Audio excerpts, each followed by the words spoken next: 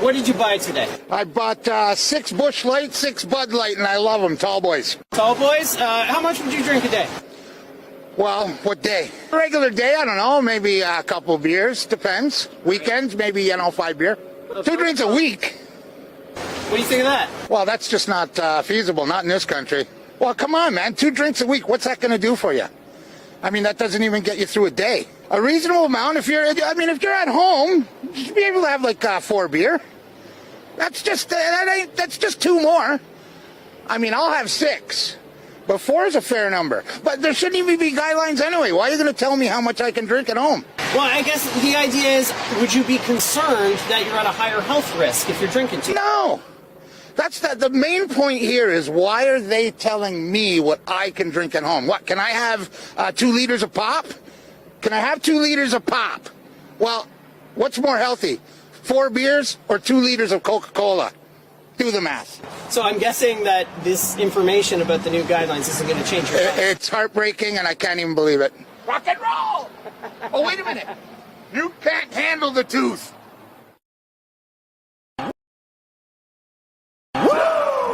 No champagne or girly drinks, we drink beer and beer and beer, beer, beer. No Yeah, champagne baby. or girly drinks, we drink beer and beer and beer, beer, beer. You know, he makes a valid argument at the end. I agree.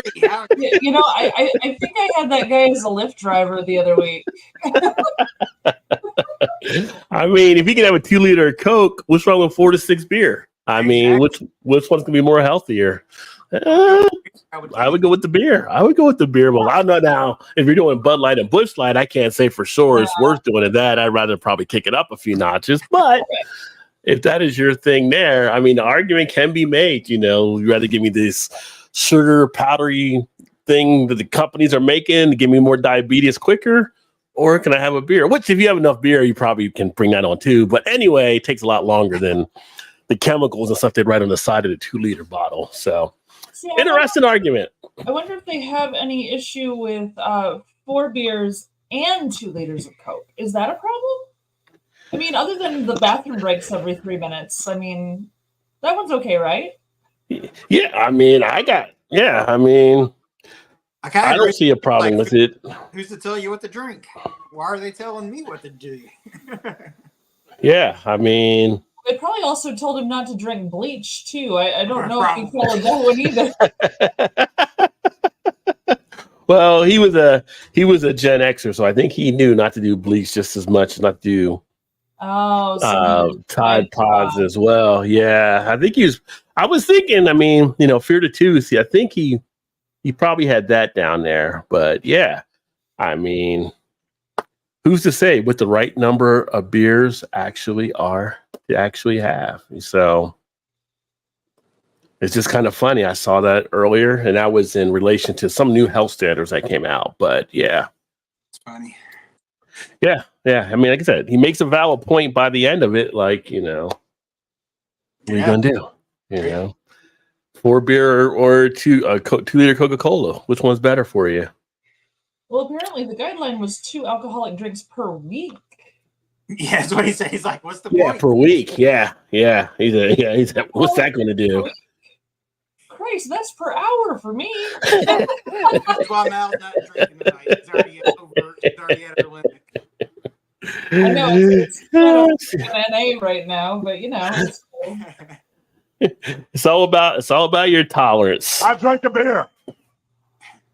I drank another beer. 3 beers. 4 beers. 5 beers. 6 beers. 7 beers. 8 beers. 9 beers. Yeah, so I mean, whatever you can handle, right? It's still better than a 2-liter Coca-Cola. So there you go. Keep going, keep going. Trying to be that 99 bottles of beer on the wall. We're not messing around. Let's That's go. right. Speaking of soda, interesting thing that happened this week. Dr. Pepper became the second ranked soda now in the country behind Coke. Yep. Skipped over Pepsi, which I'm more of a Dr. Pepper fan anyway. Pepsi, for me, that would be like the last of the three. I like Coke more than Pepsi. Dr. Pepper and Coke, I could probably flip a coin on, but Yeah. I'm a Dr. Pepper. what do you got? What way you guys lean? Dr. Pepper, Coke, Pepsi? I'm a Pepsi girl. Diet Pepsi is Well, my happy place. yeah, Coke 1 for me, Dr. Pepper 2. yeah. You know who gets no love though is Mr. Pibb. Nobody gives Mr. Pibb any love. I Mr. guess- Pibb's been around for a while. Mr. Pibb's solid. Mr. Pibb was doing his thing out there, but nobody ever gives him love. Now, are they talking just Dr. Pepper, or is it all the holdings that Dr. Pepper has? Oh, it's just Dr. Pepper. I think they're looking at the sales. Yeah, I mean, because America, we're about the sugars. I don't think they're counting the diet stuff. It's yeah, Coke. I mean, they could have been doing total holdings, but I think it's more. They didn't say the piece I saw, but yeah. Where does A&W root beer sit? Because that's pretty darn good. That is pretty good. That's probably down the chart some too. That doesn't really get as much love now like it used to back in the day. I think that one's under Coke or Pepsi now. I just didn't know which one. I feel like it's under one of those. No, actually, A&W, I think there was 7-Up. There was 7-Up in their brand is, and I think it might be Sunkist with them as well. Yeah. Yeah, Right. I think they're a different offshoot of a thing. So yeah, but just bring back Tab, right? Just bring back Tab. Anyway, Remember as a kid growing up, one of my mom and dad's good friends, they drank Tab. I was like, what is this? I don't even know what this is. that was way back in the early days of aerobics when that came out. Like that was a drink when we were drinking. Yeah, they bring back Tab and Zima. Would definitely be early 80s again. So with those two drinks, yeah. Yep. Where's our Fanta fans? Anybody? Yeah. No? That's You can still get Fago though. Fago's still out there. can still get Fago. Who lives for Seagram's? Right? Ginger Ale, anybody? Yeah. Is that your go-to? Yeah. Oh, and then also don't forget out there tonight's live stream poll that is actually out. So the cicadas are back. I don't know if you've seen them up there yet where you're at, Mal in Chicago. I know they were coming out at some point. I think Dave's been trying to catch up with them. Yeah. But would you drink a cicada infused beer? No. So I haven't seen it. Just simple yes or no. Just a yes or no. Right now it's 60% say no, 40% say yes. We do have some adventurers in the crowd. Actually, it's a fucking beer. Yeah, I would do it. You don't got to. You don't got to. I've seen beers No, because I've worse seen the things. cicadas and they're just gross looking. But I have to figure sometimes when those brewers are making a beer, there's an ant or a fly that gets down in that tank, and I survived. So I it's fine. Sure, I'll drink it. If you're drinking some of the wild beers, yeah, you probably got something Oh, floated yeah. in with the open containment system. Yeah, Oh, the yeah, open fermentation, gotta have bugs. No question. yeah, The farmhouse ales, that's got yeah. to go in there. Spider can't catch everything, so. No,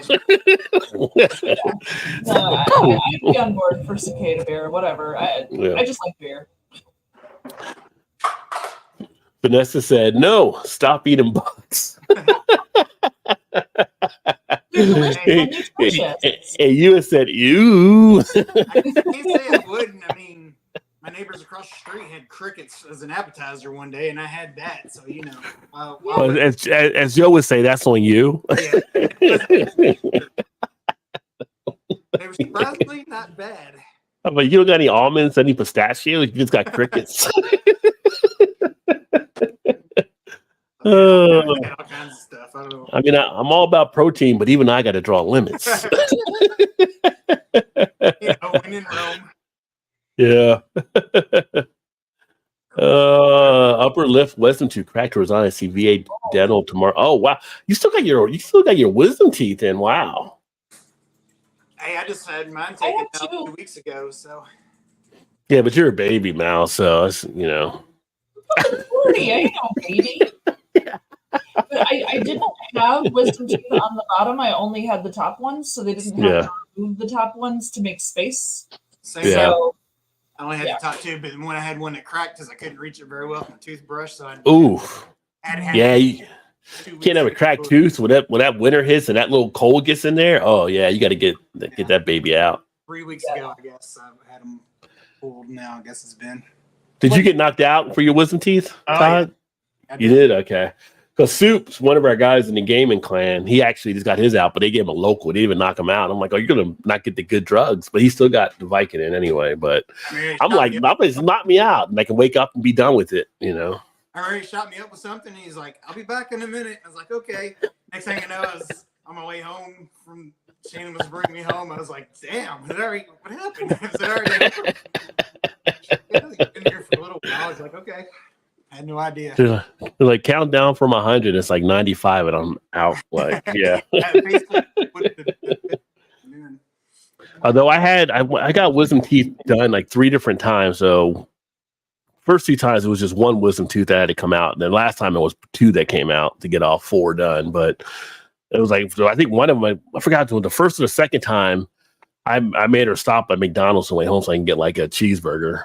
Didn't know you weren't supposed to eat like anything for like 24 hours. That wasn't like a liquid like that. Like, I don't care. I'm hungry. Give me a cheeseburger. So, yeah. But wisdom teeth, yeah, they can be fun. Well, good luck with that tomorrow, Vanessa. for sure. Emerson says, what's up to Vanessa? Emerson. Okay, gang. Everyone good, accounted for in beer drinking condition. I'm drinking a Lagunitas Maximus 9%. Carry on with dignity. Where were you at last week, Emerson? Missed the show last week, son. You know, I wasn't going to be on, so he didn't take the Yeah, like, he's like, Todd's not there. Mal's not there. I don't know who these guests are that Rod has on. I ain't watching this shit tonight. Get him over here. Bam. He's like, I'm going to go watch Chicago Fire instead. Well, that's just rude. Dr. Pepper is hazardous to carry. That stuff explodes out of the bottle in the slightest jostle. Yeah. Well, I think any soda, right, if you shake it up, got a chance that it'll pop the top. So,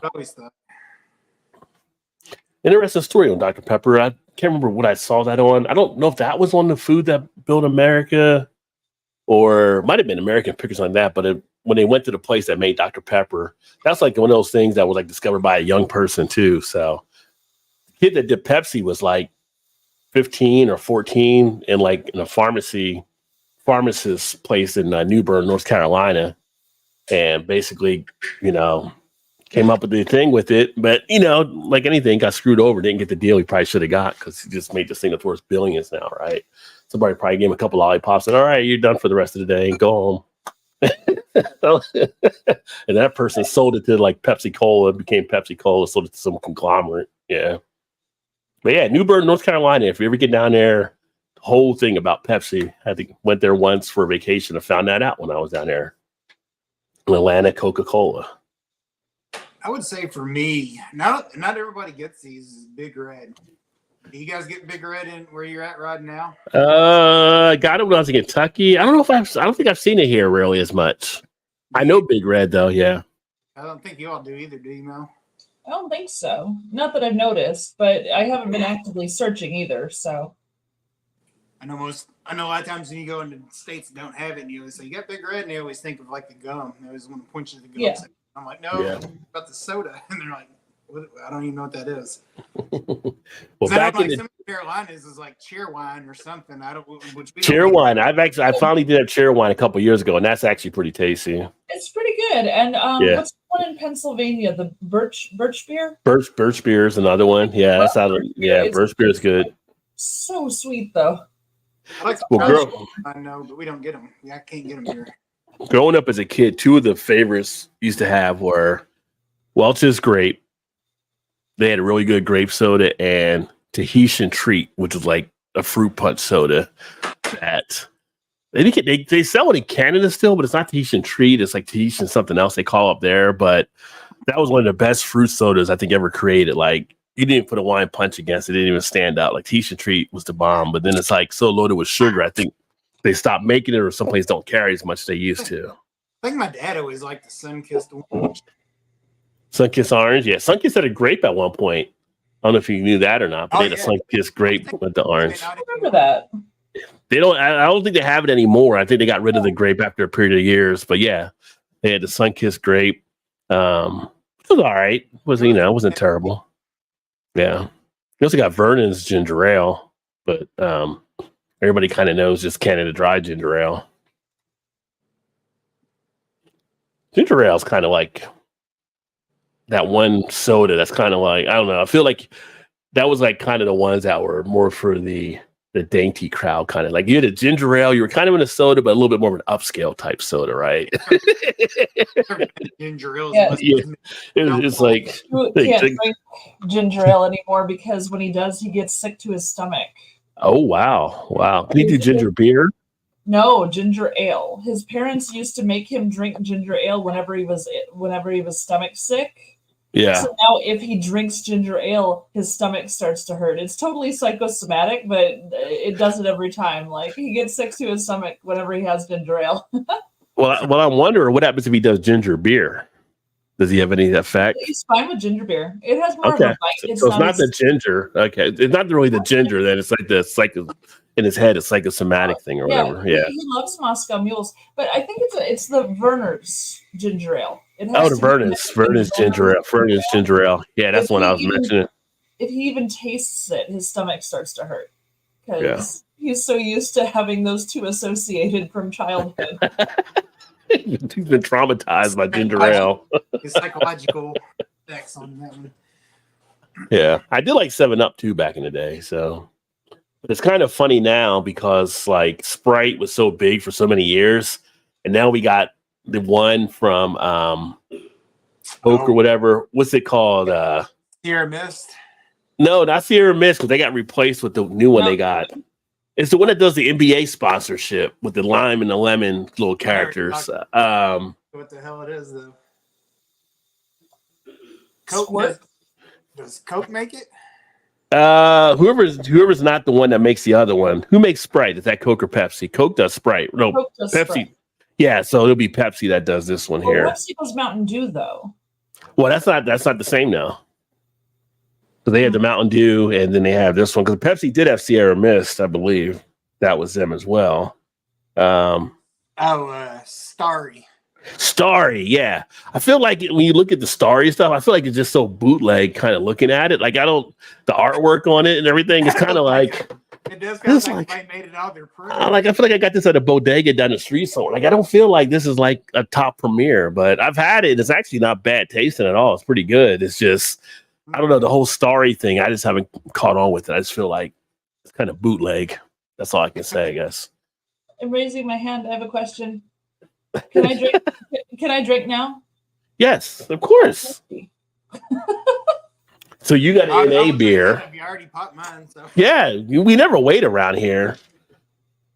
I didn't know if you had, so I was like, okay, well, I'll hold off a second, but no, I'm thirsty.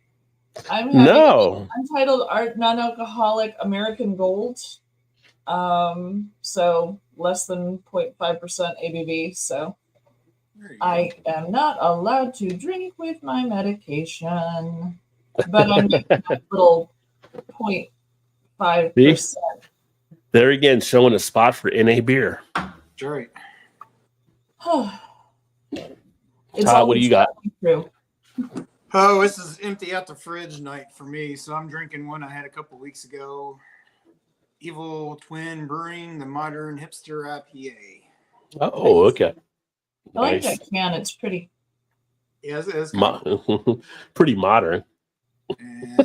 And 7% Is party. 7% ABV? 7%. That's kind of low, I feel like, for the Evil Twin beer. A little light, you know. Yeah. Bring out the big dog in here in a minute. Yeah. And then I'm going to actually crack this one open because I got some extra beers to drink in the room if I didn't feel like doing reviews and stuff on when on vacation. And then I was like, well, I guess I'll take them back home now. So I haven't had this in a long time. It's the Imperial Voodoo Ranger Imperial Ale. Let's see what camera. What camera am I on right now? You're kind of in the middle. There you go. It's kind of light. It's kind of hitting it, but the Imperial IPA. And then I also got the Juicy IPA. I was going to do a head-to-head with them. I'm like, you know what? I've done the reviews. I'm just going to drink them. Just sometimes you just want to drink the beer. You don't got to review them all. Right. You know? That is true. Yeah. Vanessa said Jolt Cola was a fave of mine. That would give you the boost for sure. I liked it too. Funny, sales always went up during finals week in college, I think. Oh, So. yeah. It was their time of year, you know. Get your Jolt on. So, yeah. And JT's in the house. Cheers. JT. Still cicada free in Lincoln Square. So coming up in different parts at different times. You know. We don't have much where I'm at either. Where my brewery is, we have a lot, but not by my house. So who knows? Yeah, I haven't seen or heard any here either. Yeah, when I was in I don't know when they're supposed to come out here. When I was in Kentucky, the last time they're supposed to come out, they didn't come out as much, I think. So I don't know, maybe some were dying or something. Maybe there's not as many there like it used to be. I don't know. It's just could be. Well, maybe that's part of the whole change. Lifespan, don't they? But they come out and don't they come out, lay their eggs, and then die or something? Like I think so. Female versions, yeah. Like 24 hours or something, isn't it? Yeah.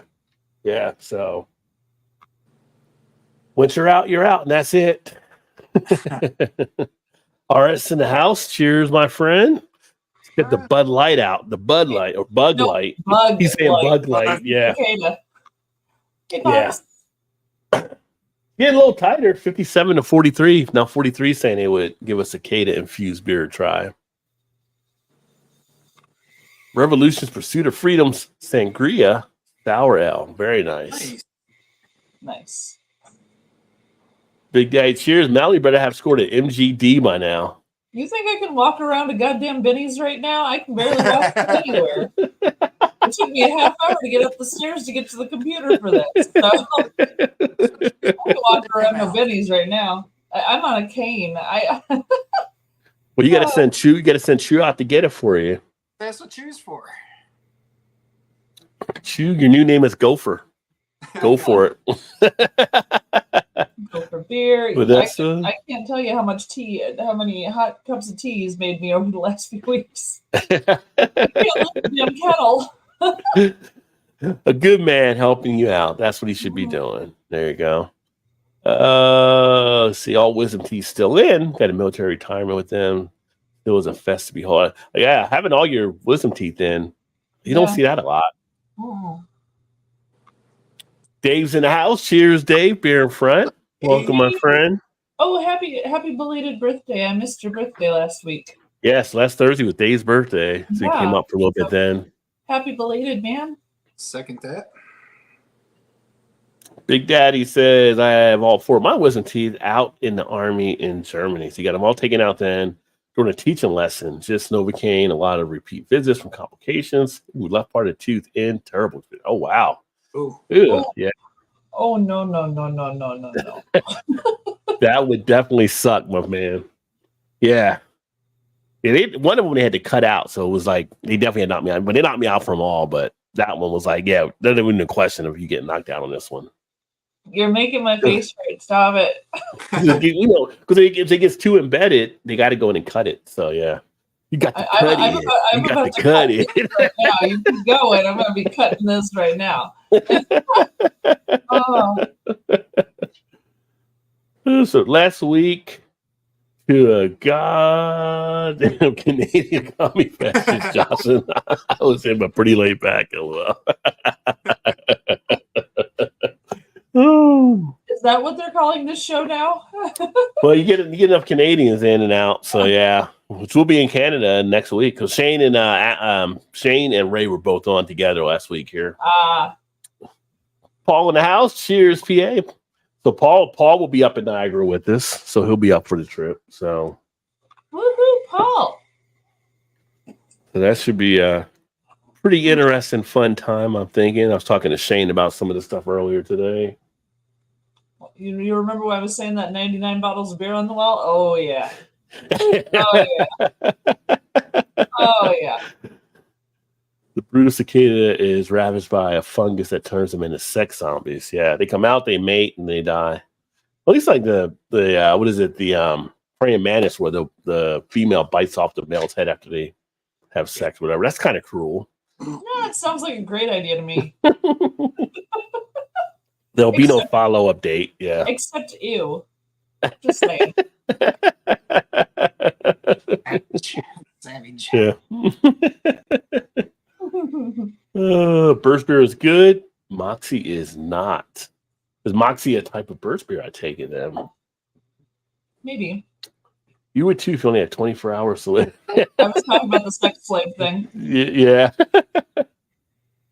I have an old can of Howdy orange soda. I don't remember Howdy. I don't know that one. That was either. probably old for back in the day. Ginger ale, some for upset. But yeah, with ginger ale and like chicken noodle soup, so it'd be good for your upset belly. Unless you're choosing what's making you. Wait, what's the acronym for upset bellies? It's BRAT. It's bananas, rice, apples, and toast. And then ginger, of course. But those 4 things are supposed to help with upset bellies. Okay. Yep. Bananas, Never rice, heard that apples, before. and toast. Yeah, because I had me either. I bet because I'd be like beer, rum. Hey, what's the A? What's the A for? I know the T's tequila, but what's the A? Absinthe? Absinthe, maybe? I like it. Absinthe, Aperol, what else? Aperitivo. There's one of those two, right? Yeah. Apple brandy. That's apple brandy. Apple brandy wouldn't be bad. Mm-hmm. I mean, I'm not saying if you were sick of it, I'm just saying in general, apple brandy's pretty good. North Carolina, we had Cheerwine, and yes, Sundrop was another one. That's another one that we had too. Didn't drink a lot of that though. Pepsi from North Carolina. In fact, knew a Coke distributor, and he said Coke couldn't now sell Sundrop in North Carolina. People were dug in on their Sundrop. You know, I mean, from what I remember of it, it definitely had that sweetness to it. It was like a sweeter Mountain Dew version of a soda. Yeah. So like Mountain Dew, but with more sugar, which we know how the sweet tea is in the South. I mean, they just like dump in it. They back up the truck and dump all the sugar in, right? So they come up north and they're like, this ain't sweet tea. They'll call you out on sweet tea in the north. So like, oh, this tastes all right. Okay, well, dump some more in there. Well, tying 2 of our conversations together, I switched to diet because of the dentistry problem. I hate going to the dentist so much. And soda was causing a lot of cavities for me. And I switched to diet. Wow. I could not even remotely go to the dentist anymore. The diet doesn't affect it? I mean, it's still soda, but I know they're not using sugar. They use like the NutraSweet or whatever they're doing. But it's okay. I cut my sugar intake by a bunch. I had 3 crowns by the time I was 18. Like, wow. Like, I had a lot of cavities. It was stupid. And, you know, I followed all the rules, the flossing, the brushing, all the things. It didn't matter. I put in a lot of sugar in myself, and that was a problem. So, yeah. Mal had more crowns than the old guys at the barbershop playing checkers. I do. Well, that was my 18. I think I have 2 more now. So I think I have 5 crowns in total. The king. Terrible. Yeah, you don't want a lot of crowns for sure. I've had one tooth completely removed. They wanted to put it back in. I'm like, fuck it. I don't want to come back to you. I don't want to talk to you anymore. Go away. So yeah, I'm missing 1 tooth. I have 5 crowns. It's stupid. Like, it's ridiculous. I'm just prone to cavities for some reason. That brought ginger ale, the large container, but left the cap off. It didn't go flat, leaving the wood. That's interesting. I was thinking any soda where it didn't go flat if you left the top off. Yeah, no kidding. Yeah. Maybe it was flat to begin with. Well, I think you say it didn't go flat, but usually the cap off is going to be, because it's carbonated, it's going to go flat. I think so. Interesting. So what is it? You get a ginger root and all on some. Oh, it's too sharp. Good I bite. don't know where Paul's going sometimes, but yeah, I do remember that one. So remember Squirt. I do remember Squirts, but you gotta be careful when Paul puts a comment up. I was gonna say that a while ago, and then you got talking about something else. I just left it alone. But knowing that Paul says that, then yes, okay. wouldn't get anything other than that from him. I mean, it's kind of funny because you think about when that came out back then. Okay, well, Squirt, it might be interesting. Get this new market. I think nowadays, if you come out with the thing you call it Squirt, I don't know if it would go over as much. I mean, it's kind of like, I think people have a different connotation to that nowadays versus when it was back then. Could you imagine commercials now if you had that? Yeah. You know what I like? I like a nice squirt. What? Rod, we already knew that about you. You're not surprising anyone right now. It's like, oh, that takes me back to the 1970s. I know a place that's peaceful and quiet. A place where animals play. It's called the forest. But every year we start forest fires. Ready? Careless match or cigarette and poof, fire. So the next time you're in the forest, be extra careful. Okay? Okay. If you knew it was me, would you have listened? Hey, you put those voices on a squirt commercial and see what happens. If you knew it was Squirt, would you listen? Oh, goodness. You're definitely in Paul's realm, and if that would really okay, now in Joel. I know it's soda. Yeah. And Joel. Yeah. Yeah. Glad he got that name of a Starry. Yeah. It's just, I don't know. It's just the feel of it's just kind of like, I don't know. I just feel like it's like the local, like, Family Dollar soda or something. Pull my finger with it's cupcakes. Oh. I'm sorry, what?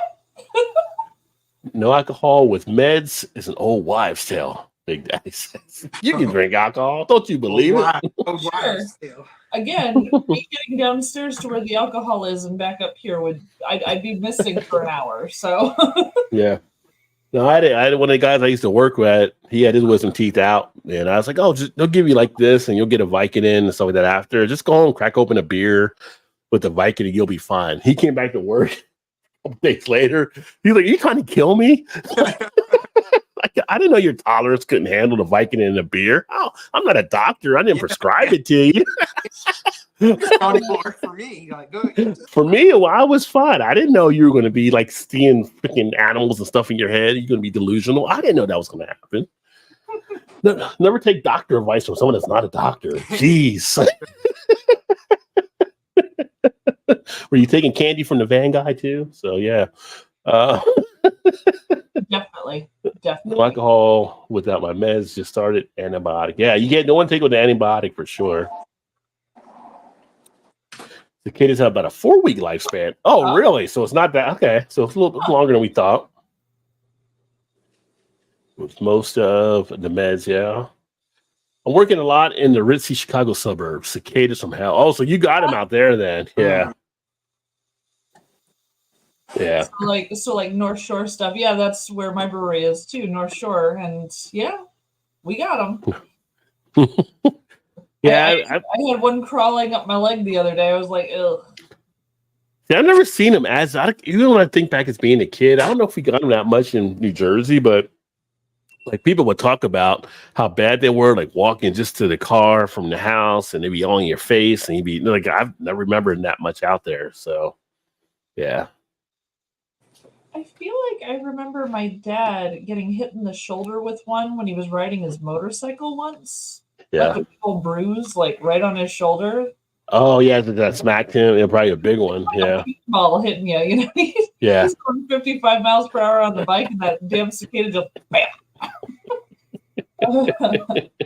So I feel like I remember that story from some time in my childhood.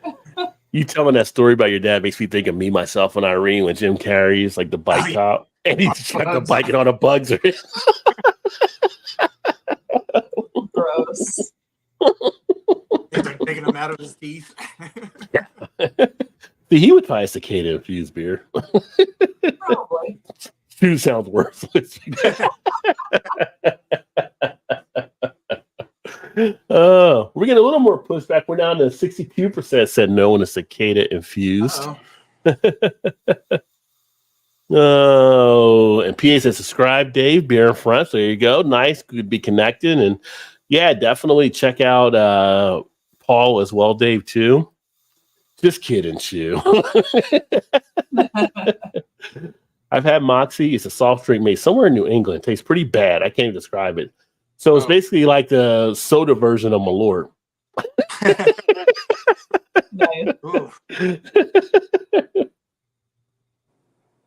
Yeah, that's some interesting stuff in itself. How to get to your the poll? Oh, you got to go to the chat on my channel. So you go to my channel, yeah, I'm on your and then channel. you pull up the live stream, which will be playing down there on the homepage, and you just click into it, and the chat and the poll is in the comment section. It's at the top. Live chat. I don't see it. Just scroll up. There should be like the dot type thing there or whatever. I'll find it eventually. Don't worry about it. That's what she said. Polar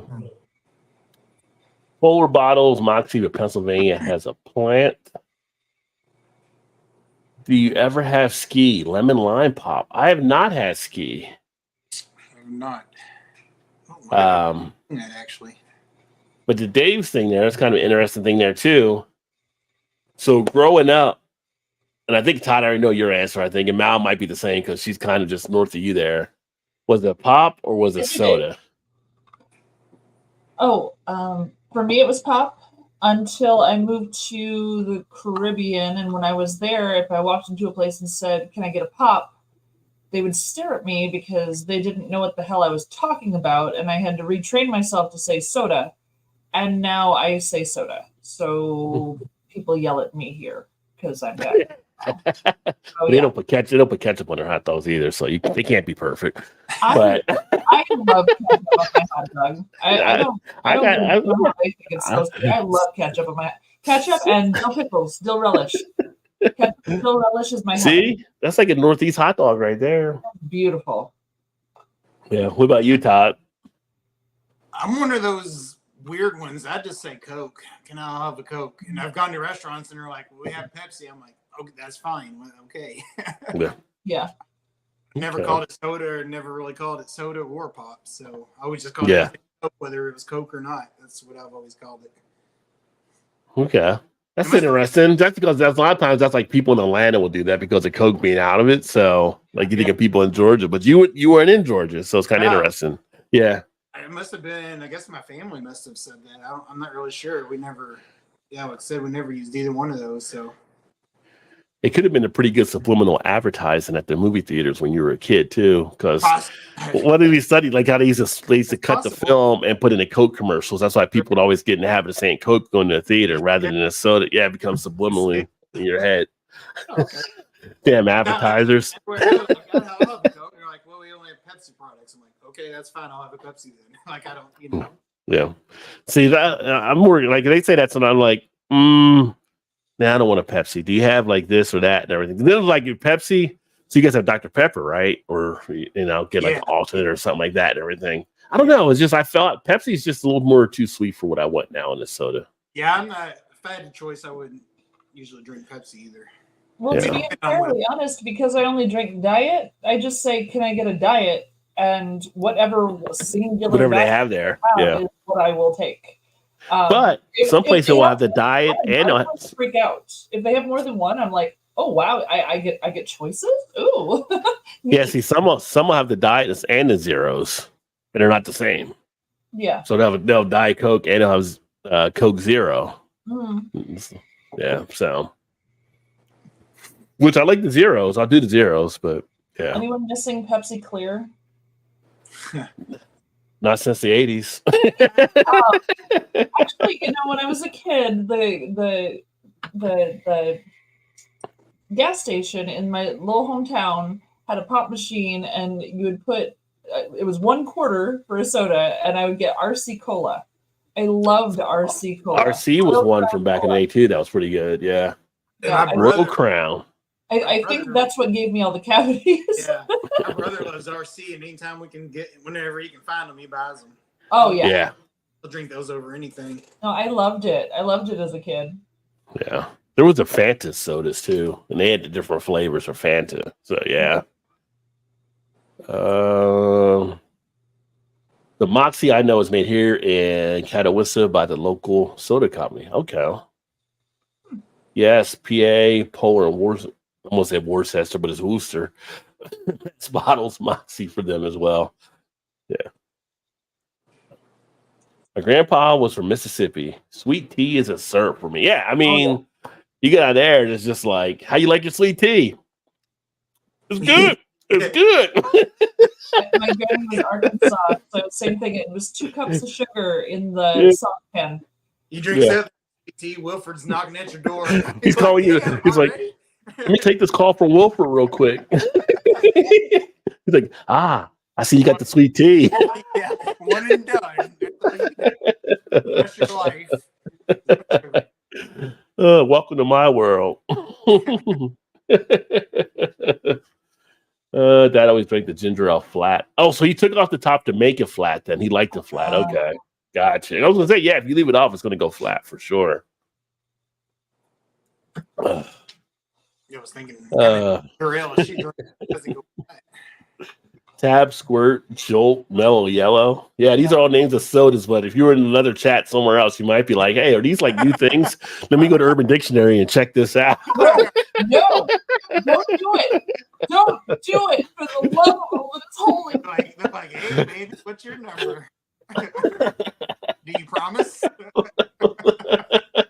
Urban Dictionary, serious website. I had this tab, but then I hit her with the Squirt, but she's like, no, I want the Mellow Yellow, so I got her with the Jolt.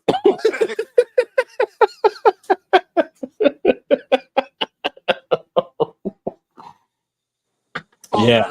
Why are pop names so inappropriate? Honestly, They probably weren't until this show, but this is what we do. Tomorrow will be headlines, name change throughout the nation because of this show right here. Yeah. Squirt is owned by Dr. Pepper. Okay. Do you drink milk or that nut juice stuff? Going back to the other conversation. Yeah. I mean, seriously, it's almond milk. There's no cow involved. It's nuts. It should be nut juice. I think Lewis Black was right. it should be. Agreed. Yeah. It's just it won't sell as well. It's like what the slime head fish getting changed to orange ruffy because no one's going to order slime head. Nobody wants the slime head. Oh, but the orange ruffy. Nobody's going to order the India Pale Lager. Cold IPA. I'm on board.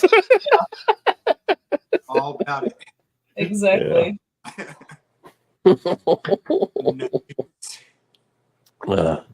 I voted yes. Screw it. It's all sterile. So yeah, see, he would try the head infused. I did find it. So it is 50-50 right now. Got tight. This is going to be more exciting than the election in 2024. I tell you. Nobody's looking forward to that. I tell you that right now. Don't even go there. I don't even know if I can handle that conversation. I'm not on enough medication to handle that conversation. Nobody is. Nobody is, yeah.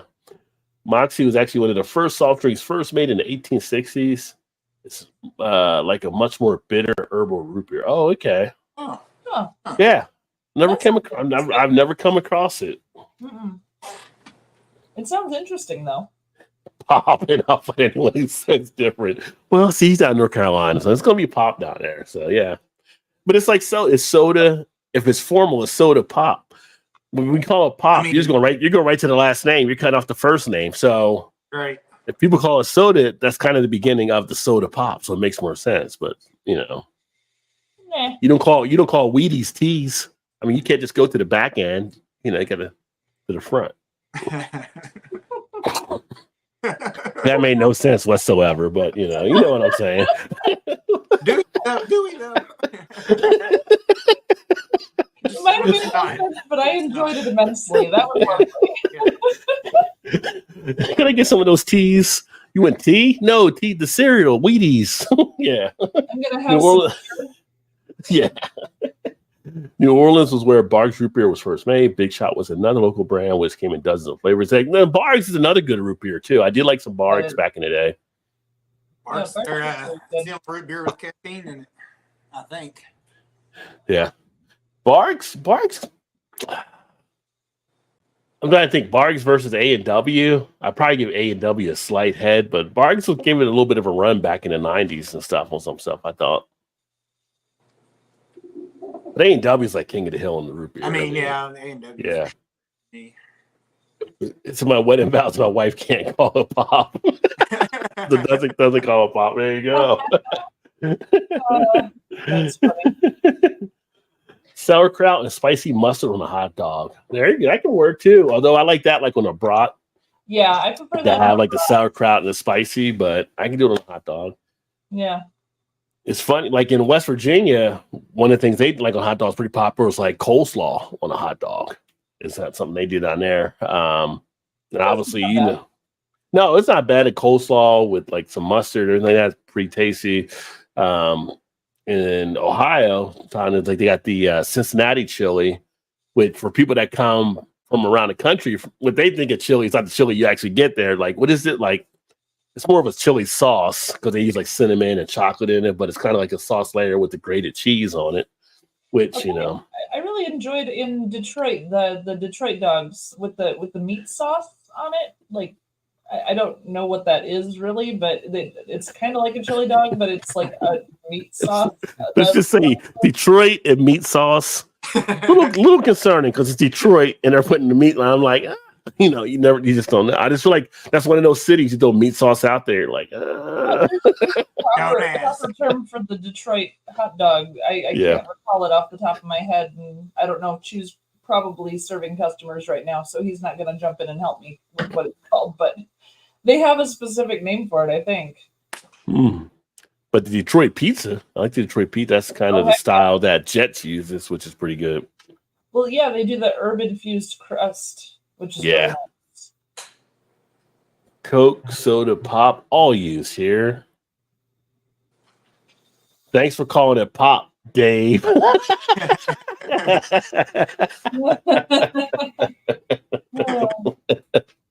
Oh, shoot. In New Orleans, cold drink used to be more common than Coke, knowing they're called a pop or even soda. Yeah, I mean, local dialect what people are using. Soda here, past the Tawny. Yeah, I can usually say it. I don't know why I can't say it right now because I'm like trying not to laugh when I'm saying it, I guess. Yeah, exit is pop here. Yeah, because in Jersey it's soda. So then it gets a little bit into PA before it switches over. Actually, in Punxsutawney, it's pop, pop, pop, pop, pop because of Groundhog Day. Repeats. Gotta repeat it. Don't have a choice. Mississippi Cola, from my memory. Yeah. Fanta was first developed in Nazi Germany because boycotts and blockades made other drinks unavailable. Huh. That's something I did not know about. That's interesting. Yeah, I hadn't heard that either. So we were drinking Fanta? Does that mean we were supporting a Nazi cause? I hope not. I mean, it was over by then because that was like back in the 70s and 80s, but it was already over. But, where did those proceeds go to if it was founded in Nazi Germany? Medical experiments. They're like, the revolution is back on. We're getting sales from our Fanta. We can, we're building an army. We're getting the band back together. We're building a new army. Like, no, you're not. Let's start by fixing that wall, and then we'll move on from there. Arizona, what is happening, my friend? Great to see you. Nice. You're from cool Arizona. Only 112 today. Oh, nice. Only. Yeah, that's in the shade. Yeah. Great channel, Arizona. If y'all haven't checked out Arizona, check him out. He's got some great stuff he does there with some of the tours around the state and everything. I need to catch up on some of your videos there. It's funny. What did I flip on the other day? It was the Hateful Eight, which is another Quentin Tarantino movie that I enjoy watching and stuff. But Arizona has a lot of stuff with the whole Wide Earth type thing, some of the Western type stuff. You know, we talk about watching like Tombstone, all kind of stuff. But he goes like to different spots around Arizona and talks about Doc Holliday and different stuff too. It's pretty cool. Mellow Yellow in the Urban Dictionary may get you in trouble. Oh, you went to check out Mellow Yellow in the Urban Dictionary. I didn't know there was a term for it. Tell us, Mal. What's that? My only question is, does it involve the product itself? Yeah, right. My guess is no. I am not looking up anything on there ever again. I am switching to Untitled Arts Non-Alcoholic Juicy IPA now, by the way. Mal's not going to do her research for us tonight. She's not staying on the Urban Dictionary. No. I'm segue, still messed up from the last time. I can't even remember. Like, I couldn't sleep for 3 days. Like, it was awful. Mellow Yellow. Don't you dare. Whipped vegetable oil is not whipped cream. That is true. Yeah. I put mayo and ketchup on my hot dogs. Come at me. Okay. I'm not going to come at you with the ketchup, but I've never seen anybody do mayo on a hot dog before. Although I know people do mayo with French fries. Mayo and ketchup mixed with French fries.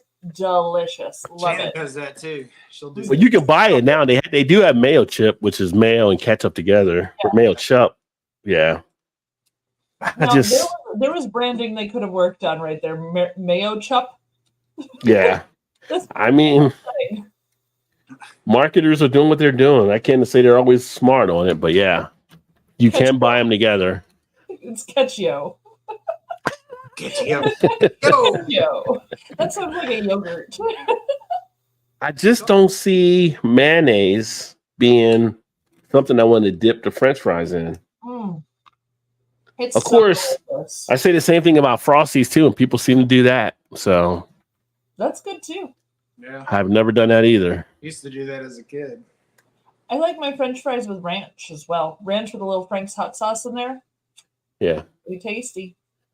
I grew up at a time you start messing around, and your parents would be like, "Stop playing with your foods." Like, so you never got a chance to experiment with stuff. Stop playing with it because you're messing around on the plate. Couldn't mix up the flavors. One of our local breweries here, that when you order fries, they'll ask you if you want like ketchup or egg on it. Just shoot one out my mayonnaise. No, but it's mayonnaise based, sort of like an aioli, like an aioli. Oh, aioli, like a garlic aioli. Yeah, yeah. Good. Like that. So, like, I mean, I could see mayonnaise, which I know it's a little different. Well, aioli is mayonnaise based, kind of in this stuff too. So, like, they put it on burgers and everything like that. So, yeah. Dude, you guys are making me hungry. Shush. You know how this show goes. By the time we get done, everybody's like, "I need to go to Taco Bell."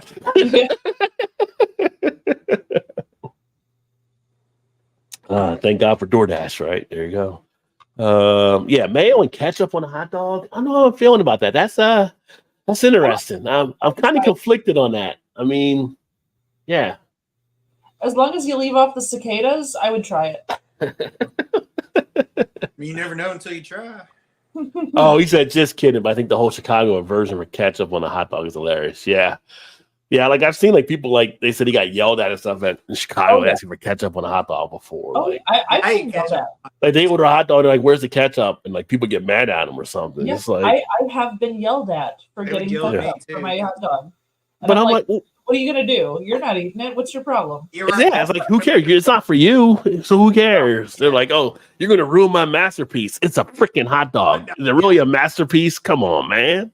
It's set in a little pot of boiling water for like 6 hours. You got hot dog Nazis like the soup Nazi. We got hot dog Nazis in Chicago. No hot dog for you. Give me back my wiener. You know, you said that with such conviction. I don't think that's the first time you've said that sentence. Take my wiener out of your bun, sir. That would not go over well, I'll tell you that. Get my wiener out your Don't say that in prison, that's for sure. After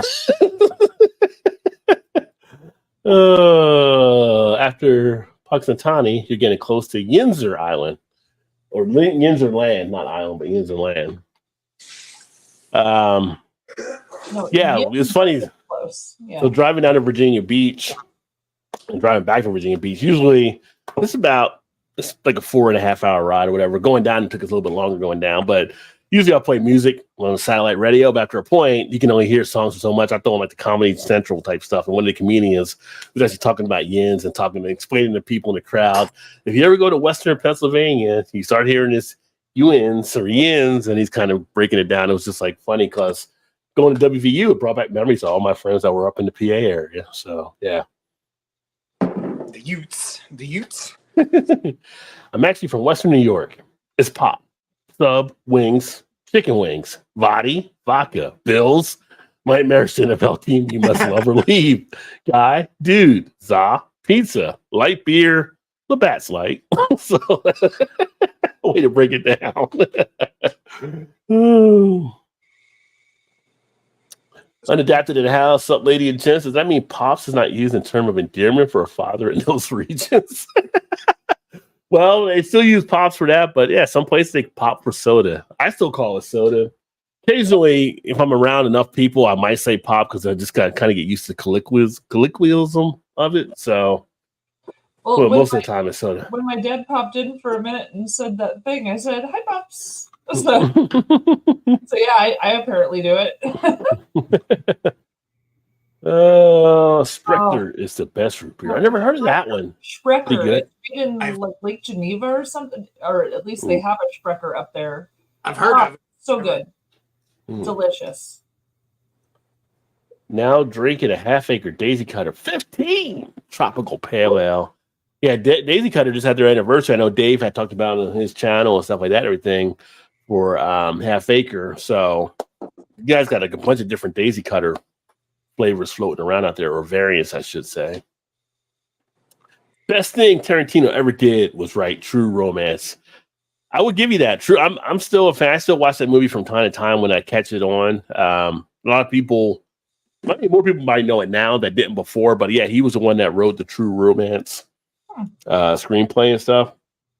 Kristen Slater, Patricia Arquette, great cast. It's all across the board, and that was before. But Reservoir Dogs is still a classic for me. Pulp Fiction, obviously, solid. Yeah. Kill Bill. He did Kill Bill too. Yeah, I love Kill Bill. I like one more than two, but both are pretty good. Yeah, and of course you had the Inglourious Basterds, which was I really enjoy that one there too. I still can do lines off of that one there. So yeah. I'm hoping.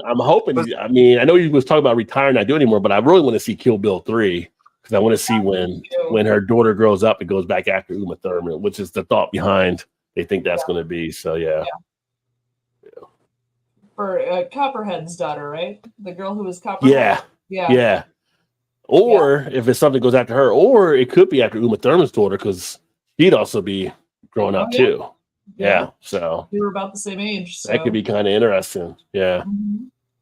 Jet's Pizza is bomb. Yeah, Jet's Pizza is solid. I mean, we don't have them here where I'm at now, but when I was in Kentucky and they came in there, it was like, this is some good stuff. Yeah, they're I like Jets also. Yeah. Yeah, I have no problem with them going Jets, Jets. Which the actual Jets team in the NFL, people are definitely hoping that Aaron Rodgers can do something with them this year. So we'll see. I was shocked when I dated my first white woman. There's a chain of white women I feel out there. And she dipped her fries in mayonnaise. I was rubbing my hands like Birdman.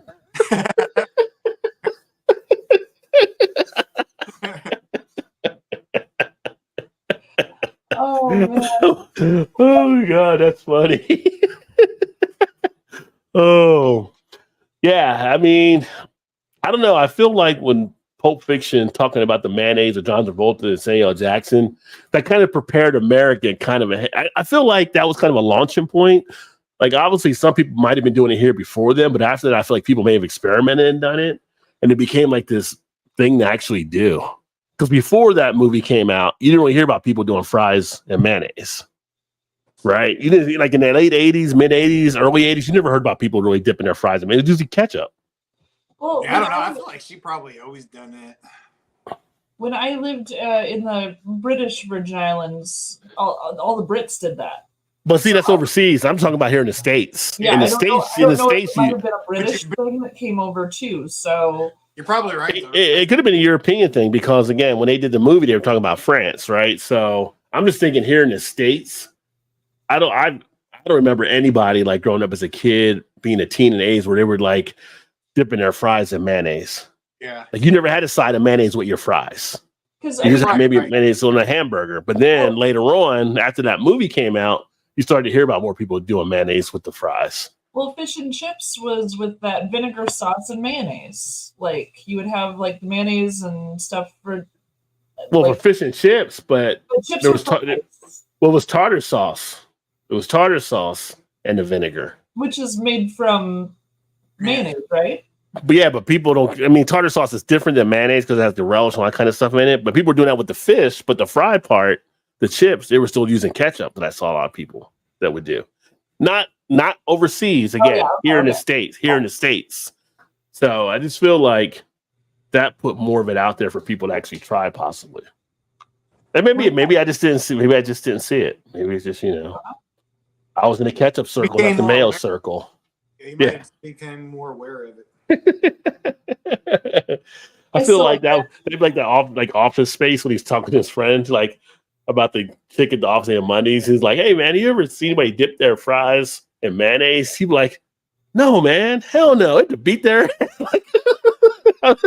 like I don't think people were actually seeing people do that as much. So yeah. I still go with ranch. I'm from the Midwest. I put ranch on everything. You use wings and ranch, ranch and wings, or blue cheese and wings. Chew prefers blue cheese. I'm a ranch girl. Chew is correct. Blue That's cheese. great for you. You're ranch, aren't you, with your wings? I don't like blue cheese. Wrong answers. Wrong answers only. My brother's blue cheese all the way. I enjoy blue cheese. I just don't. I use ranch for my wings. So, right. but like a black and blue burger and stuff, delicious. Yeah. Love it. Yeah. So no, I love the blue cheese. I just don't want it on my wings. How do y'all feel about eggs on burger? You like your fan of eggs on the burger? Love it. I need my hangover burger. Yeah. It's my breakfast hangover burger and a little bacon on there too. Yep. Yeah. I had a good one down in Virginia Beach with the egg on the burger. It's like, oh yeah. It's like breakfast with lunch all together. Not brunch, but just a burger. It's like a burger. It's like a burger lunch or something. And then you get your fries with your mayonnaise, and you are set. You had to go there. You had to go a little further than we had to go. I mean, it's kind of like when you have breakfast for dinner. Does it not taste better to everybody else? I do that, and she looks at me like I'm crazy sometimes. But like, I had ordered breakfast for dinner a couple weeks ago, and it was like French toast with eggs and bacon, and it was so good. She's like, I can't. She's like, I can't do that. Like I do it in the time frame. Like back in the day, breakfast was your leftover dinner. Like the whole idea of the eggs and the bacon and sausages, that was 20th century type stuff. Like it used to be whatever they had left over from the night before, people would get up and do that. And it was break fast, right? So you were breaking your fast from sleeping. So you weren't, and then later on, it became a thing that we're used to now being breakfast. So if you can eat dinner for breakfast, why can't you eat breakfast for dinner?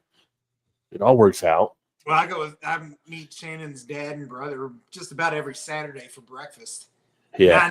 10 to 3 of us, we hardly ever get breakfast. We'll eat a burger or fish or something other than breakfast most of the times. Well, I get steak and eggs some mornings for breakfast. Steak and eggs is good too. Daisy Cutter with Sierra. Oh, they did a collab with Sierra Nevada. I bet that's pretty good too. That's fun. Yeah. Like I said, I know they got some different stuff happening to celebrate their anniversary.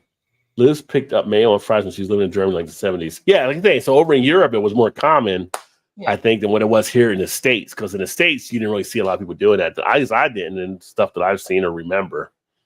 A lot of places in Chicago have signs saying no ketchup on hot dog. No ketchup on a hot dog. Don't ask about it. We're not going to give it to you. Actually, a lot of the hot dog places in Chicago don't even carry ketchup. Like if you're at the restaurant, they don't even have it. So you had to bring it in your pocket, just like Shane walks around maple syrup. I'd have to walk around with ketchup, you know. I got my own Heinz right here. Like, sir, we're gonna do the lead. What I do? You brought ketchup. People be in the restaurant whispering, "Psst, that ketchup you can slide over to me. I'll give you some couple dollars for one if you got one."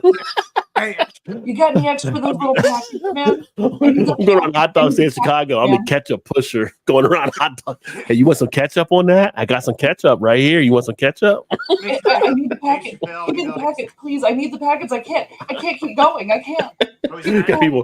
people scratching. Got any more of that ketchup? Can I get some ketchup, please? Huh? People wonder how. I hope that ketchup man show up. I hope he show up today. People meet behind the ballpark over there with the holsters of ketchup. I got your squeeze bottles right here, folks. Get in line. There's a guy hanging out in an alley in Wrigleyville just waiting for someone to walk by. He's like, "You got ketchup." Come on. I got it right here. Come on, let's go.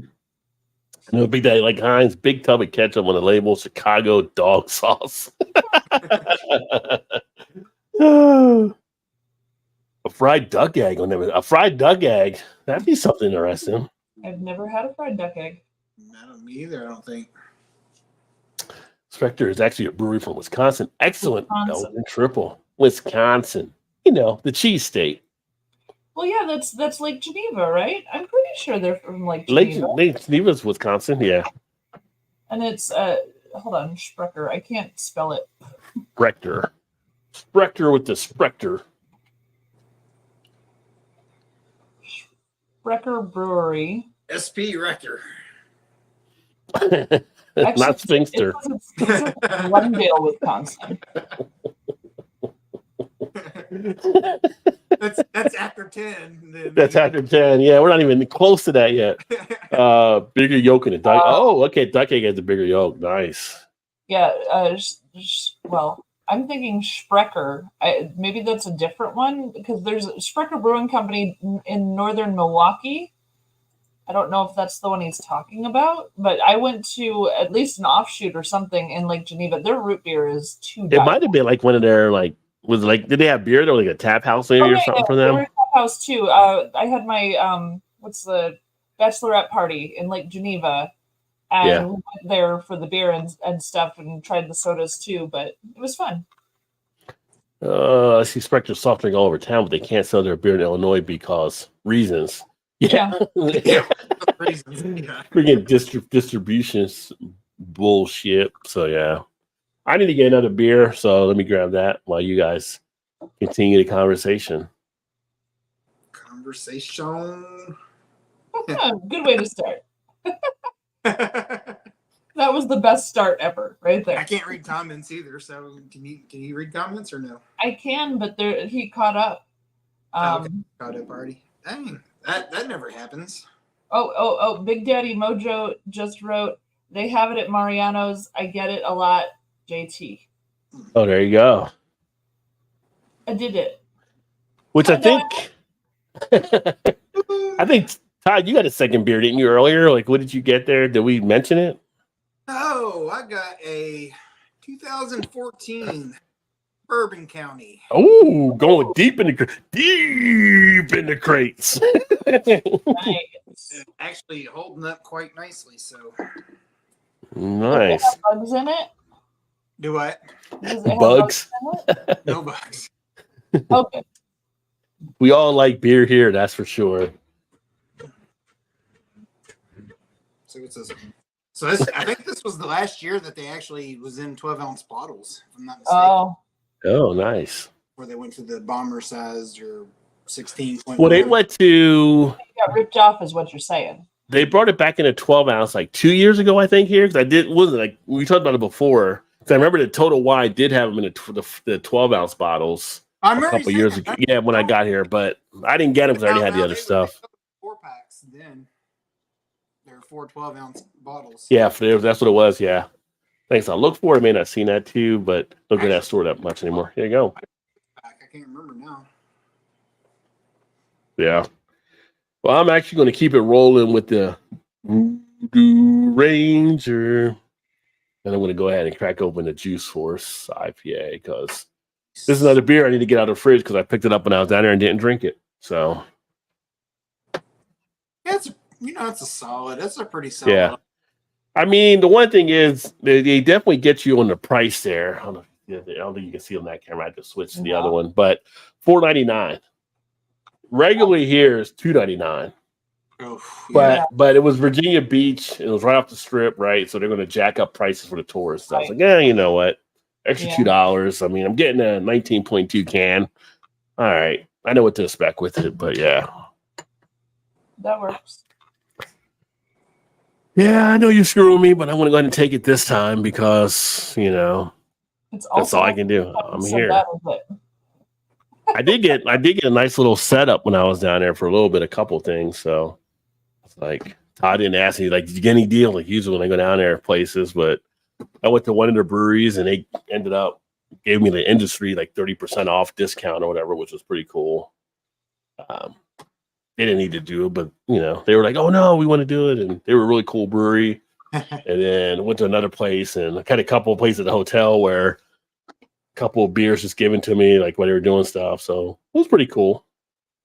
I don't ever ask for handouts, but I'm not gonna, people give it to me. I'm gonna turn it down, yeah. It's kind of hard there, right? Like, it's one of the bartenders made a mixed drink for somebody, one of the slushy drinks. It was too much in the pitcher. She put it in a glass, like, hey, here you go. Like, all right, I'll drink it. I mean, I'm usually more of a beer guy, but I'll drink an alcoholic slushy too. Don't get me wrong. Twist my arm. Twist my arm. Put it in my face. Put it in my face.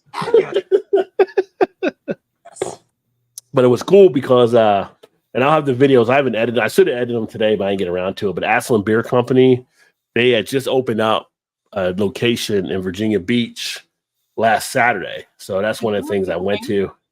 Huh? Could you repeat the name of the brewery? Aslan Beer Company. Aslan. ASLIN. Aslan. Like Asland Brewing Company? Ew. Yes. Who wants to drink Asland beer? That's worse than cicadas. It's false here. Yeah, Aslan. They actually do a pretty good. It's a Bud Light.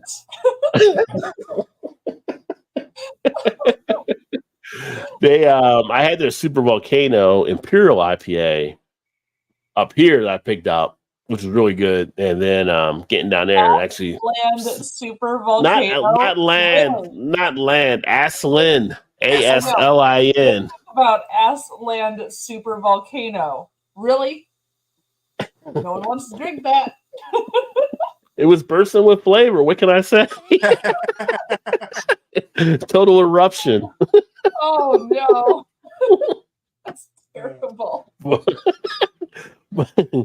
a cool thing about their spot, and I should have got some video of it, but I didn't at the time because I was just kind of drinking and doing beer reviews in between.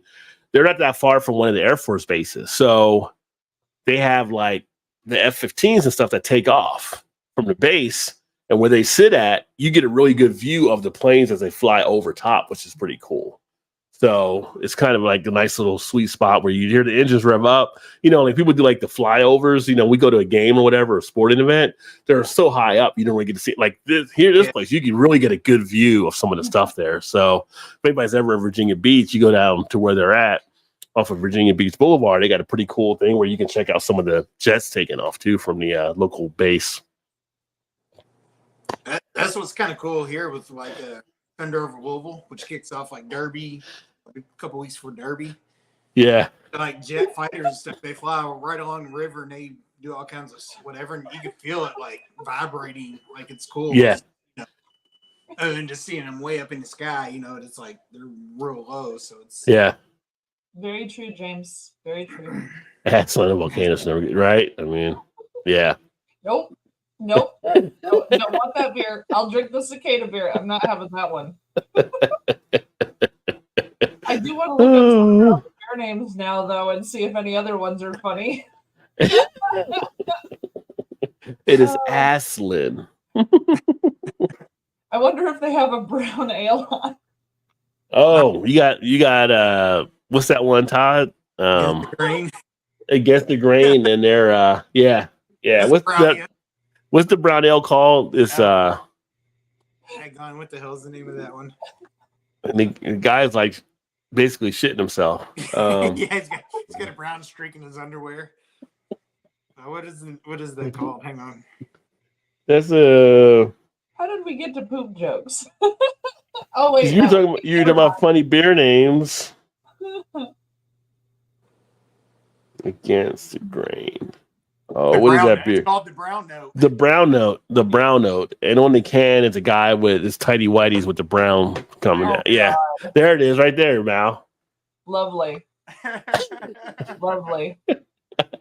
I never got past that visual to try the beer, unfortunately, but And the funny thing about that is he has a roll of toilet paper just in his hand right there. sometimes you're just not fast enough. Yeah. The brown note. There you go. Whoa, what would they think of next? So I looked up Aslan Brewing. They have the double orange starfish, so that one doesn't really work. Master of Karate is interesting. Oh, you can look up starfish on Urban Dictionary. Probably be something. Yeah, no thanks. I drank a beer. I drank another beer.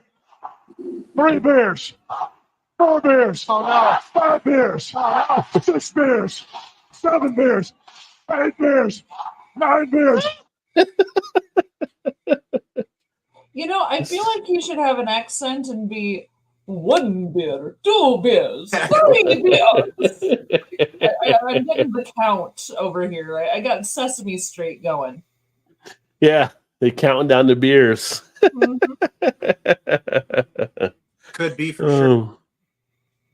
That should be a commercial for Sesame Street right there. There you go. Yeah.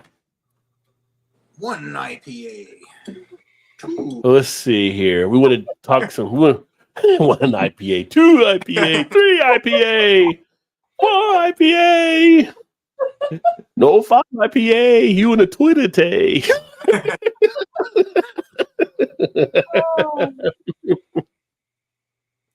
IPAs are good the night before.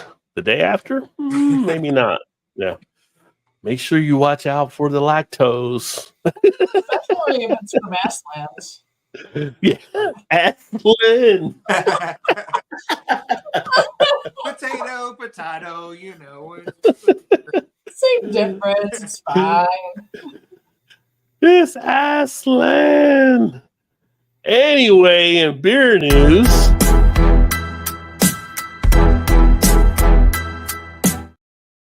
Segway.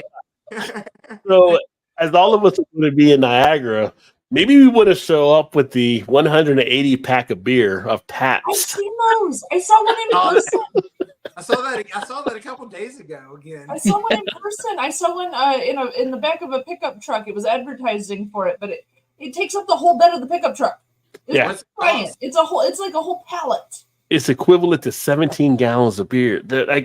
Is that too much Pabst? That's a lot of Pabst. That is a lot of Pabst. What's it cost? Does it say? Oh, I didn't see what the cost of it was. Just the 180 pack of beer is now available. Who did one a few years ago? Somebody else did one. Was that Pabst as well when he did a long one before? Pabst like a smaller. It did with 99 beers or something like that. 99. It was 99 they did, yeah. I apologize. I misread the number. The one I'm thinking of was an 1844 pack. They were making one for the year they started, so it had 1,844 beers. Oh, that's a lot. Yeah. The whole back of a pickup truck. Dang. Yeah. And it was like you could see the tires about to pop. Like it was stupid. Yeah. Jeez. Yeah.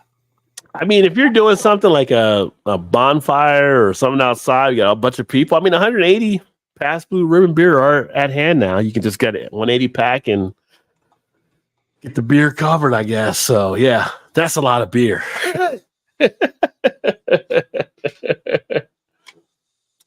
And then Chicago. So you may know more about. I don't know if you've heard about this up there or not, but it was the Chicago Beer Classic was canceled in 2020 due to the pandemic, which was like a big beer festival. Well, apparently now, like 4 years later, ticket holders are still furious they can't get refunds or confirmations on the event being rescheduled. So when they canceled it back in 2020, they were saying, "Oh, you'll get a refund, and we'll have the event rescheduled."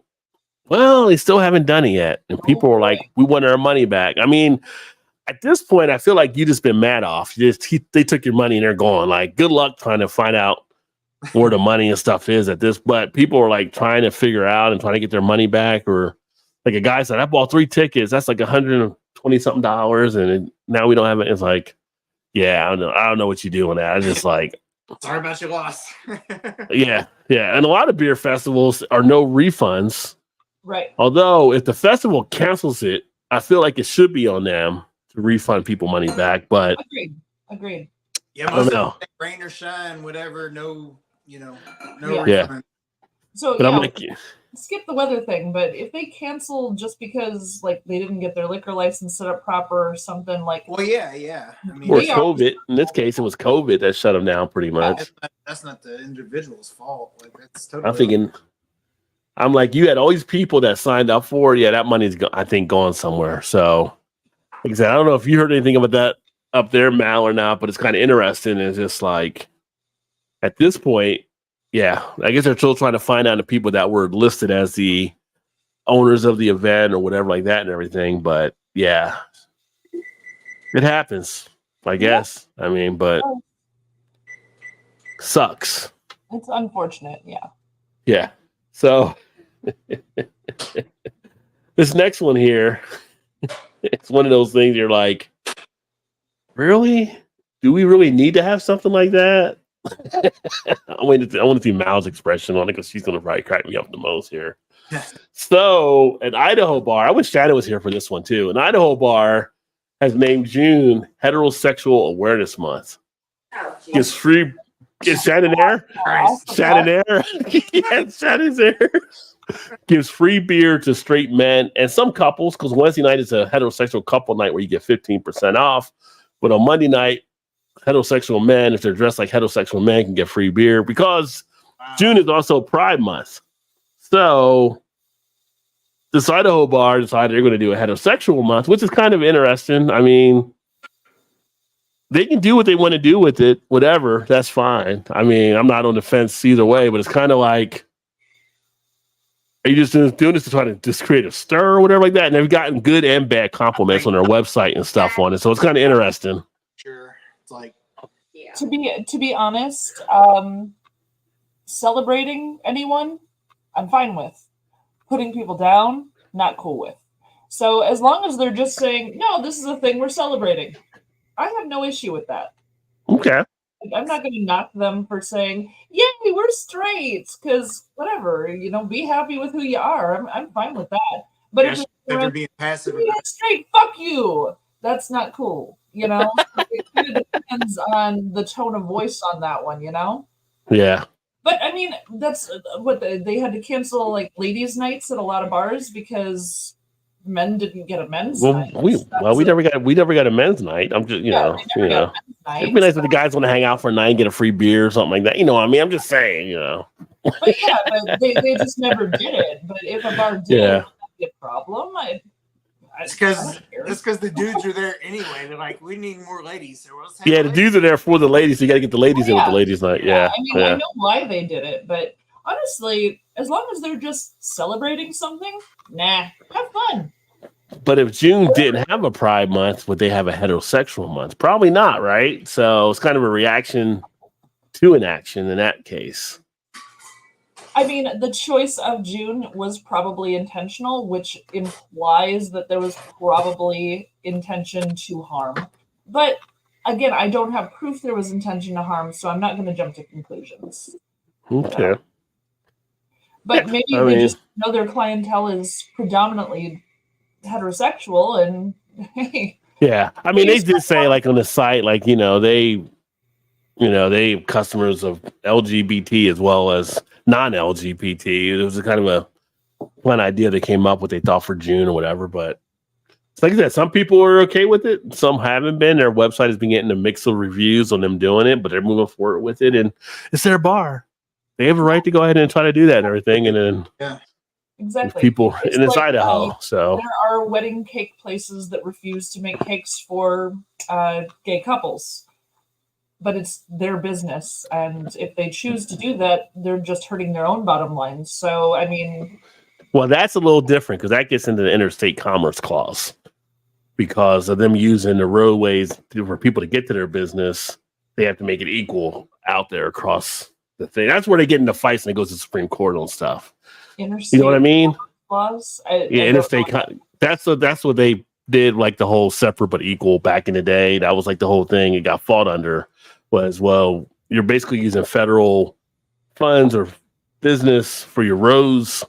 Therefore, everybody has to be treated equally. And that's how they end up getting rid of the separate but equal, like a lot of restaurants and stuff like that, where they would have people in and they had like the black people in the back or the Chinese people or Asian people they wouldn't let in or whoever it may be. So a little bit different in the fight that way, I guess. I don't know. But it's just all interesting just to kind of see it. Like I said, I'm not on the fence either way about it. I was just kind of curious when I saw that out there. And they're getting some compliments and they're getting some heat. So, but they might have been aware of it going into it. Like we may get some blowback on it. So we'll see.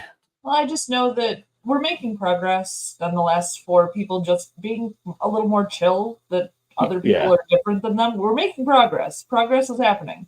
And this is a good thing. Progress always good. As long as there's progress happening. But you know what? It does not matter how far along we get. There will always be assholes in this world. I'm sorry. There's also Assland beer. I mean, that's what we have. It's not Assland, it's Asslingen. Oh, I know. Hey, that's too much. Now you stepped over the line. Now you're talking that kind of shit. I'm sure they're amazing. If I get to that area, I will definitely go and take lots of pictures and have fun. So no matter what, there's going to be assholes in the world, and we're just kind of stuck with that, unfortunately. Oh, I've seen more and more over the years. So yeah, it happens. Mm-hmm.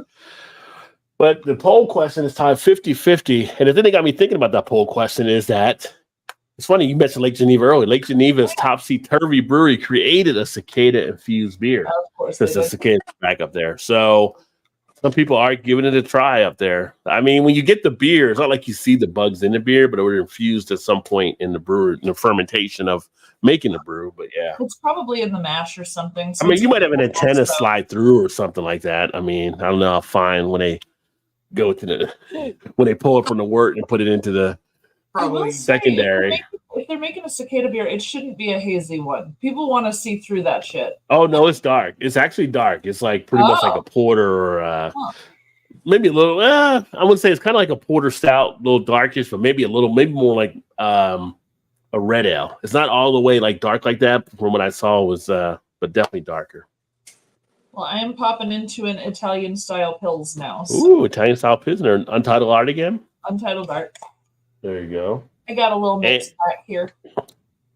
And so, Hamdi Ulikaya, hope I said it right, the CEO and founder of Chobani, Chobani yogurt, they actually purchased Anchor Berlin. So, the thought is that Anchor may be back, depending on what they're going to actually do with it and everything like that. And he may have came to the save the cause and bring Anchor back to be made available again. So it'll be interesting to see if they do and how they handle it going forward, because to see if they still try to do the same distribution or they change it up to kind of maybe stick with California for a while and move it out. It'll be interesting to see. So Anchor may be back. Hold on to your butts. We got yogurt beer coming. Yogurt beer. You've heard of a smoothie sour? Oh no. This is yogurt. I was going to say, would it be a sour if yogurt's involved? It might be a new sour ale line coming. It'd be a new sour. And they have strawberry and blueberry. They have all these ingredients they're already using on the yogurt. Let's go with this. Let's rock. I mean, Chobani can make some yogurt, so it might not be bad for a yogurt beer. And then, as far as this news item, you get a breaking news.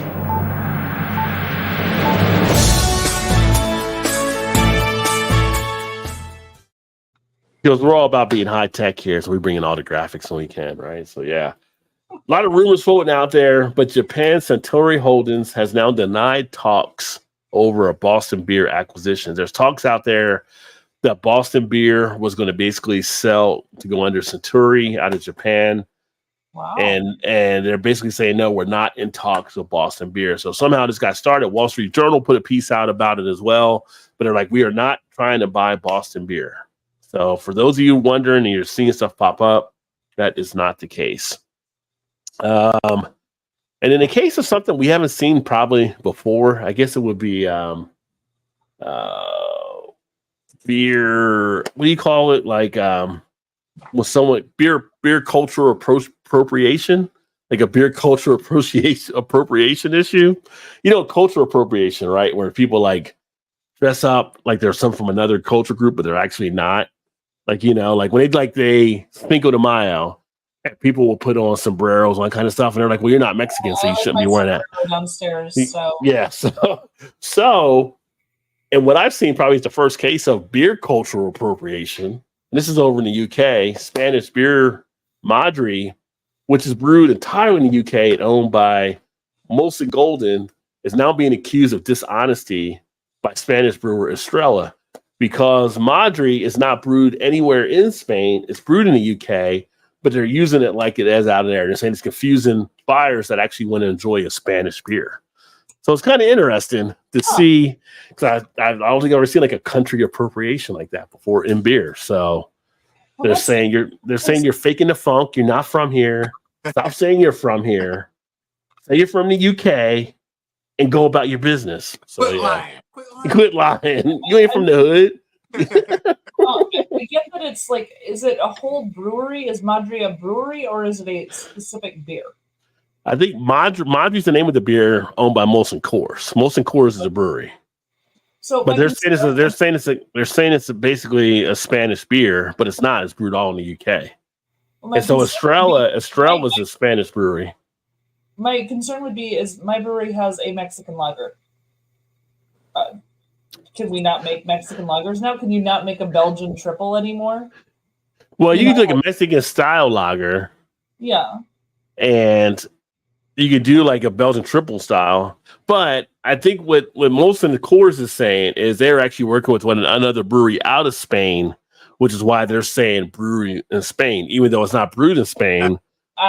They're working with a smaller Spanish brewery. And what Estrella's saying is, no, you got to be in Spain actually making the beer if you want to say it's a Spanish beer.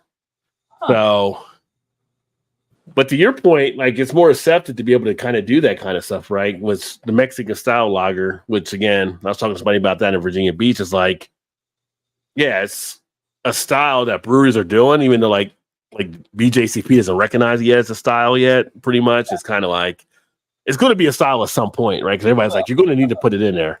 I think it's a little bit more acceptance there, or like the Belgian style. It doesn't have to be actually done in Belgium now. It's kind of like bourbon. Like bourbon doesn't have to be made in Kentucky now, like it used to be back in the day, right? So you can make it in other states. But yeah, this is kind of just interesting. It was just, Molson Coors doing Molson Coors. I mean, Molson Coors did Blue Moon, and Blue Moon was a wit beer, but Belgian wit. Yeah, and people were kind of like, that's not craft beer, it's Molson Coors. I mean, at that point, you're talking about the name of the brewery or anything, because the style is to a wit beer style. So, yeah. It's interesting. And a brewery that I did like drinking for a while, and then back in December 2023, they actually closed down, is actually coming back. So, Cricket Stave is making a comeback in Fort Collins now. It's Cricket Stave Beer Collective. So they're actually going to be coming back out with some new stuff after they did some revamping on some things. So if you were a fan of Cricket Stave, hopefully you'll see them pop up. I don't know what the distribution footprint will be, but they are going to be coming back now with new beers. And Shane's I don't think Shane's in the comments unless he joined here late, but he had mentioned something to me. I said, yeah, I saw that too. And I said, I mentioned here, Air Canada is now going to offer free beer and wine on flights in Canada and the U.S. until the end of the year, expanding from what used to be just international flights. Now they're going to be doing it between the U.S. and Canada. So kind of interesting. I don't know how many free beers you get. Like, don't go there like I'm about to get all crazy up in here. Gonna give you all the free. I don't know what the number is they're going to give you when you do that, but they are doing it. Good success internationally doing it. So, yeah, if you happen to fly anywhere on Air Canada, you can get some free beer while you're actually doing it. So there you go. Maybe it depends on how long the flight is. Yeah, I mean, if it's like Delta, as long as you're up 30 minutes at least, they can get that beverage cart out to you in time. So. Although I like to try to fly first class when I can, because first class it's like I'm already drinking when people are still boarding. I like that with Delta. You sit down, people are still boarding, they're already getting you drinks. Like, we didn't even leave yet, and I'm already getting my drink in. Yeah. The people that eat fried bologna. I don't think I'm ready to pay for a flight to get a free beer, though. No, but I mean, if you happen to fly somewhere and Air Canada is an option, I don't know. Do with it what you can, I guess. But yeah, it's interesting.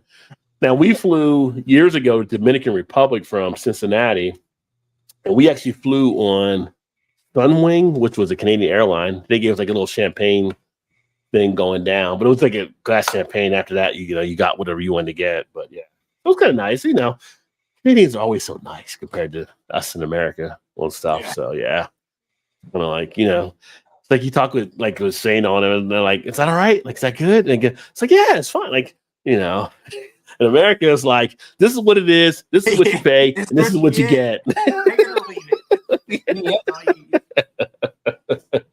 So we always love when Canada's being nice to us. So yeah, so that was like the beer news. Yeah, there wasn't much beer news this week, but that's what I had there to actually share. So there you go. I was thinking New Glarus is a Wisconsin brew that doesn't sell in Illinois, and it's unclear why. I think they were wanting to just keep it in Wisconsin. I think that was their choice. I think they just chose to.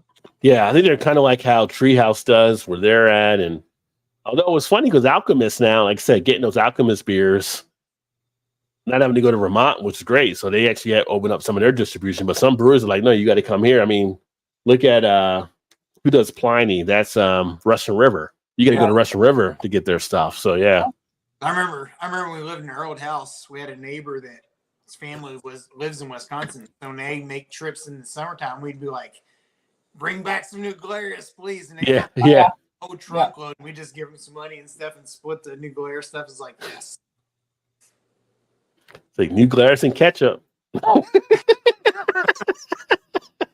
all dressed. If I'm going to be a long ocean voyage, I'd consider that 180 pack. Yeah.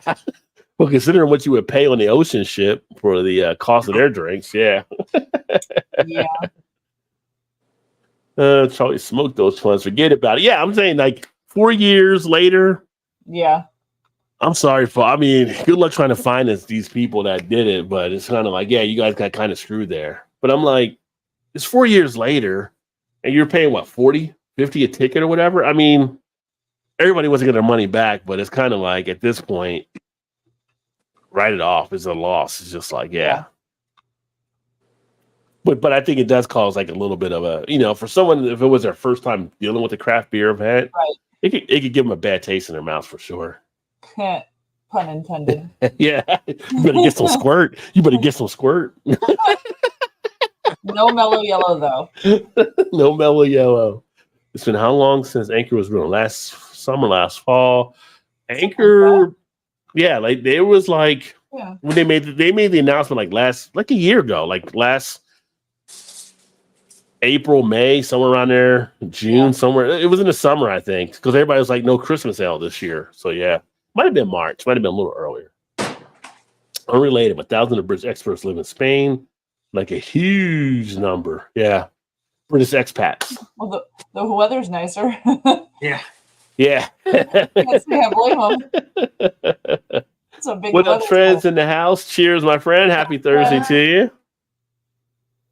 Yeah, but it's kind of interesting, the whole Spanish thing, that they're being called out on that kind of stuff. Like, yeah, you say you're a Spanish beer, but you're not a Spanish beer. It's kind of like, no, they're gonna with Foster's though. It was being like, because that's been in the UK. That's been in the UK. It says Australian for beer, right? When they do the stuff. Foster's Australian for Canadian beer, right?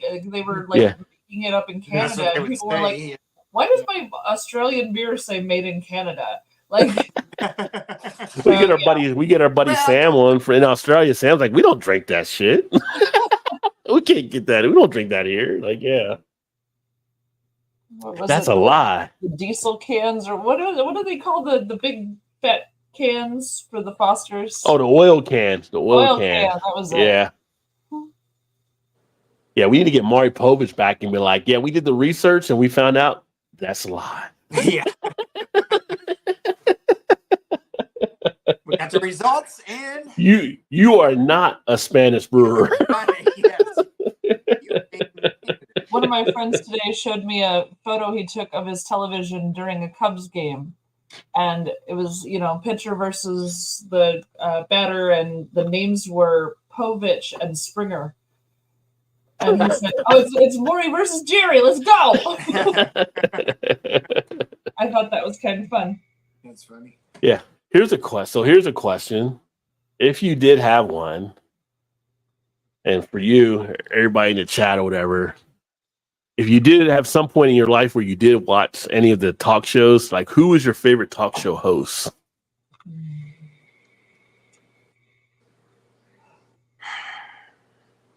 Talk show host. For entertainment purposes, definitely Jerry Springer for sure. Springer? Because, I mean, why not? I couldn't watch that crap, man.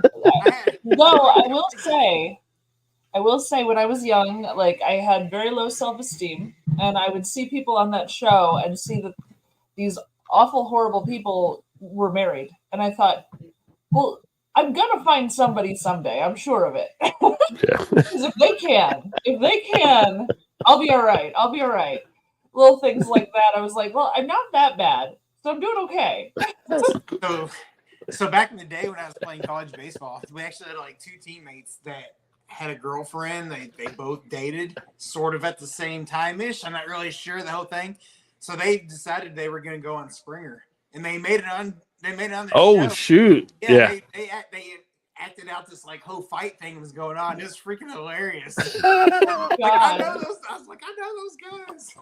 That is hilarious. Yeah. Back in the 90s, so like it was funny. I was like, oh my god, it's so funny. Yes, some of the Springer stuff was kind of great. I feel like from watching, I mean, back then they do say like the talk show, the rise of the talk show. Well, I guess when they've done a lot of the reviews and the different polls or whatever the little groups they get together, there's definitely a point of I feel better about myself watching this type feel to it. That's why the talk shows did so well, because people were like, I'm not as bad as those, like you said, man, I'm not as bad as those people, right? So you got that, I got that going for me. No, so when you say talk shows, you're talking like talk shows like Oprah and like Oprah and Dave Letterman or no, just like more like the Springer or the Oprah or the Phil Donahue, whoever it may be back then. More trying to think of Maury Povich and Me, I always liked Ellen. I liked Ellen. Ellen. I Okay, like Ellen too. Ellen was my favorite. Ellen was more the optimistic type talk show there. It was more like she was always trying to do that kind of stuff. So yeah. I liked Ellen, and then there was one other. I can't. Well, Maury used to Povich. host Family You Feud. are not the Maury Povich always good for the surprise factor, like we asked you this question, we found that to be a lie. We asked you this question, we found that to be a lie. We asked you this question. You are the father. So Maury Povich, and then it's like, but Springer was kind of a crazy one. I like the guy who used to host Family Feud. Oh, Dr. Phil. Oh no, a Family Feud. Dr. Phil. Whoa. Who? Nope, not Dr. Phil. Family Feud. Oh, Steve Harvey. Yeah, Steve Harvey. Steve Harvey. He had a talk show for a while, and I liked He did it for a while. Yeah. Just everything he does makes me happy. He's just Does he not anymore? I don't think. I don't know if he down. I think he still does it. I think he still does. He does that and Family Feud and everything else. Yeah, he's got like a hectic schedule. He has like 2 podcasts too. So like he's a busy guy. He's pretty good. Yeah, he's good. I like But him. I just I just love like that. It's like Martell Williams had a pretty good one. I used to like watching his stuff on the Yeah, cat Martell- stuff. He was pretty good on his stuff there. It was kind of rivaled the male version of Oprah. Yeah. I mean, old school Phil Donahue. My grandmother used to watch him. So I used to watch him as a kid and stuff, like seeing stuff like Phil Donahue, and he would have some pretty good stuff on there.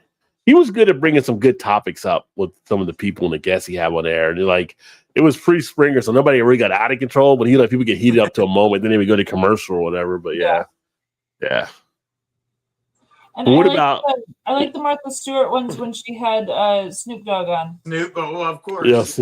When it's the two of them, I'm not a fan of Martha Stewart's show in general, but whenever he's there, oh heck yeah, I'm watching. They're that. Well, they were doing a combo show, right? Martha and Snoop were. So yeah. And actually, the two of them were on Ellen once. Did you see that, Todd? What'd you say? Martha Stewart and Snoop Dogg were on the Ellen show once. Oh no, I didn't. No. And they did that thing where the questions, and you have to say if it's true or false about you. And one of the questions was, has been arrested? And both Ellen and Martha said yes, and Snoop said no. The crowd was cracked up. It was phenomenal. So love that. But you know how you're getting old. You start seeing Snoop Dogg doing Skechers commercials.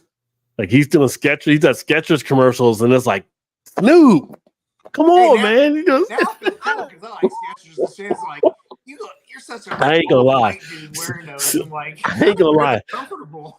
Skechers was one hell of a comfortable shoe. I ended up picking up a pair a while back, and they were comfortable as hell. Plus, I like the ones that don't have shoestring. I can just slide into them. Like, Just slide. That's what Snoop was doing a commercial on. Just sliding right in. Yeah. I'm like, yeah. I'm lazy to even tie my laces anymore. I'm like, what the hell? But old as Snoop is, I just saw a video where he outsmoked Wiz Khalifa on a video. So it's like, see, he may be old in age, but he ain't old on some stuff. So yeah. Yeah, which is funny. We were in Virginia Beach. They had a free concert on the beach. I didn't end up going to it because it was like so far down where I had to go to see it. But like Wiz Khalifa was performing, Sublime was performing, and then it was like, I don't know, 20 other people you never heard of. But those were like the two headliners, right? Yeah, it was a free like on the beach. Yeah, I could have walked down, but I was like, I can see from the deck how far it was. Like I ain't walking way down there. But they had all the lights show going, all that kind of stuff. It would have been cool to go down, but I'm just like, that's when it comes like, it's a video I was seeing about like when you're like over 40 and your friends like, hey, we're gonna go out or whatever, and they're like, oh, cool, where are we going? They're like, oh, we're gonna go hit a couple bars. We're gonna go at 9 o'clock, and they're like, oh, 9 o'clock. I'm already in bed by then. Yeah. It is funny though what you say that. It's like 9 o'clock. Before it's like 9 o'clock. It's like shit. I'm just now getting up from my nap, ready to go out. I'm like. You get older, it's like unless you're in Vegas, it's a little bit later than I wanted to be out. Yeah. I don't start at 9 o'clock. What do you mean? Yeah. Snoop said that. Snoop said he couldn't mess with Willie because Willie did outsmoke him. So, but we knew Willie is like he's the big dog on that for sure. So, sure in that one. Yeah. Well, there's Cheech and Chong too. Oh well, yeah. Yeah. I don't know. I still think Willie will probably get Cheech and Chong. You know about Cheech and Chong smoke? Yeah. I mean, the movie was literally called Up in Smoke. Just saying. I mean, Cheech and Chong, they don't smoke like they used to smoke, and Willie's still going. Willie still does this stuff. Like they used to smoke. I feel like Cheech and Chong Cheech was doing Nash Bridges with Don Johnson, so he wasn't smoking as much as he used to. Now Chong was still smoking. I'm just saying Cheech on his part came down a little bit. Chong was still smoking some, but I know he said he cut back and stuff because Radon, his daughter, asked him like I guess questions in the past or whatever and stuff. So yeah, Radon Chong, you remember her? She was big like back in the 80s, 90s. As an actress. No, I don't know. Yeah. She was the one in Commando with Arnold Schwarzenegger when he gets in the convertible, Radon Chong. Pulls like the seat out of the car. Yeah.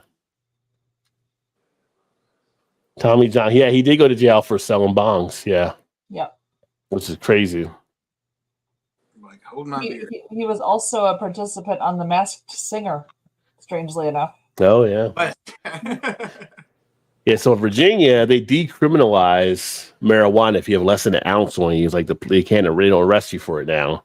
But it's still a little bit tight on who can sell what down there. One of the guys was telling me in the store because I was like walking past and I was like, "Oh, you guys got THC, like you got that?" And they're like, "Well, we got the Delta 8 stuff here, mixed with Delta 9, kind of, but it's like, but you don't have like the Delta 9 stuff like we have in Maryland, like I'm sounding like we have stuff there. It was like 3,000 milligrams. I'm like, the Delta 9 shop was like, yeah, you wouldn't get it if you haven't had it. You wouldn't take a gummy. You might want to cut the gummy before you actually take the full gummy. And like, mess you up more than the real stuff. Some of the stuff, it may, but like here, like in Maryland, you can get stuff where you just like smoke it. It's like weed, like in a cigarette type thing. So it's here in Illinois, they're trying to pass law for breweries to be able to make THC beer and CBD. I mean both, but that's they're fighting really hard because I'm getting all the emails from the Brewers Guild now, and it's like, oh, they're fighting hard for this. They want it. I would love peace. I'm gonna just say, from a THC beer I've had in the past, I would definitely like to see that more on shelves. It was fun. I've tried a couple, and I very much enjoyed them. Yeah, I've never had one.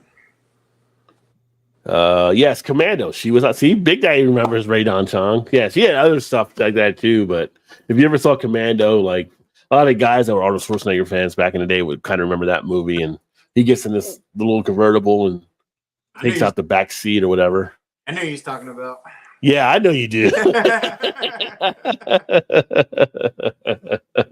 Look up Tommy Chong's Unaired Lincoln ad on YouTube. Okay. Yeah, it was funny. I saw the Showtime. They did a thing with Cypress Hill, a documentary on them, and Cheech and Chong were both on there, and they were talking about like the immersion of Cypress Hill, bringing a lot of that weed aspect to the music and stuff, and how it became like a thing that opened up a lot of doors and stuff for a lot of things too. So yeah. Now Be Real and them, those guys will smoke. I don't know if Be Real can out smoke Snoop, but I'm sure they probably give it a go. The stuff they were like, that'd be a good toe-to-toe, head-to-head matchup for sure. Yeah. In this corner. I feel like I would not do well in that competition. I would have in that competition. Yeah. In that competition, I would have one puff, and then I would be in a corner crying because I go straight to paranoia immediately if I puff. I asked my dad about it once. I was like, "What the fuck, man? Why can't I do this?" And he's like, "Oh my God, your mom was the same way." I'm like, "Damn it!" It's genetics. Wrong genetics. I can do gummies and stuff, but if I try to actually puff anything, I go straight to panic mode, and I'm like hiding in a corner until I feel normal again. I freak out every time. It sucks. I feel like edibles is the way to go, though. But yeah. But I mean, the gummies can be good too, and I like some of the designs I'm seeing now on some of the bong pipes. So like, if I was gonna smoke it, I would get a bong, because the bong pipe, they get some pretty cool ones that are out there now that I've seen. So, which not saying I do. Like, I need to confirm or deny. I'm just saying, as we're live here, not saying I do. Just saying, if I were, I might go to bong pipe. I don't know if it was like a year ago or so, but Cheech and Chong came out with a liquor, and it came in a box set with the tools so you could turn it into a bong once you finish the liquor. Oh, that's pretty cool. Yeah. That's great marketing right there. That they sold. Yeah. And I hunted everywhere for it for my dad, and I could not find the darn thing. Like, I was trying really hard to, and then of course it was like $300 or $400 or something. It was really expensive, but it was so neat. But it was a vodka, I think, which is funny because I would have expected maybe a tequila, but don't you go stereotyping now. I was gonna say, don't you go stereotyping. In their movies, they used to drink tequila, right? Like, that was like the drink of choice in their movies. Just because they're Mexican American, don't mean you gotta drink tequila. Just saying. Dude, Sean was from freaking Michigan, please. Sean was from Michigan, all right? But no, in their movies, they used to drink a lot of tequila. Yeah.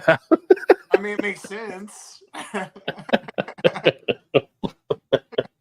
I couldn't resist that, Mal. I mean, you set that up perfectly. Like that was like, yeah, just softball, just throw it at. now in the movies, I don't think they drank in the movies. You're right. I don't think they ever drank in the movies, but yeah. Yeah, they were always like smoking. Yeah, Up in Smoke, classic. I hear you knocking, but you can't come in. Yeah.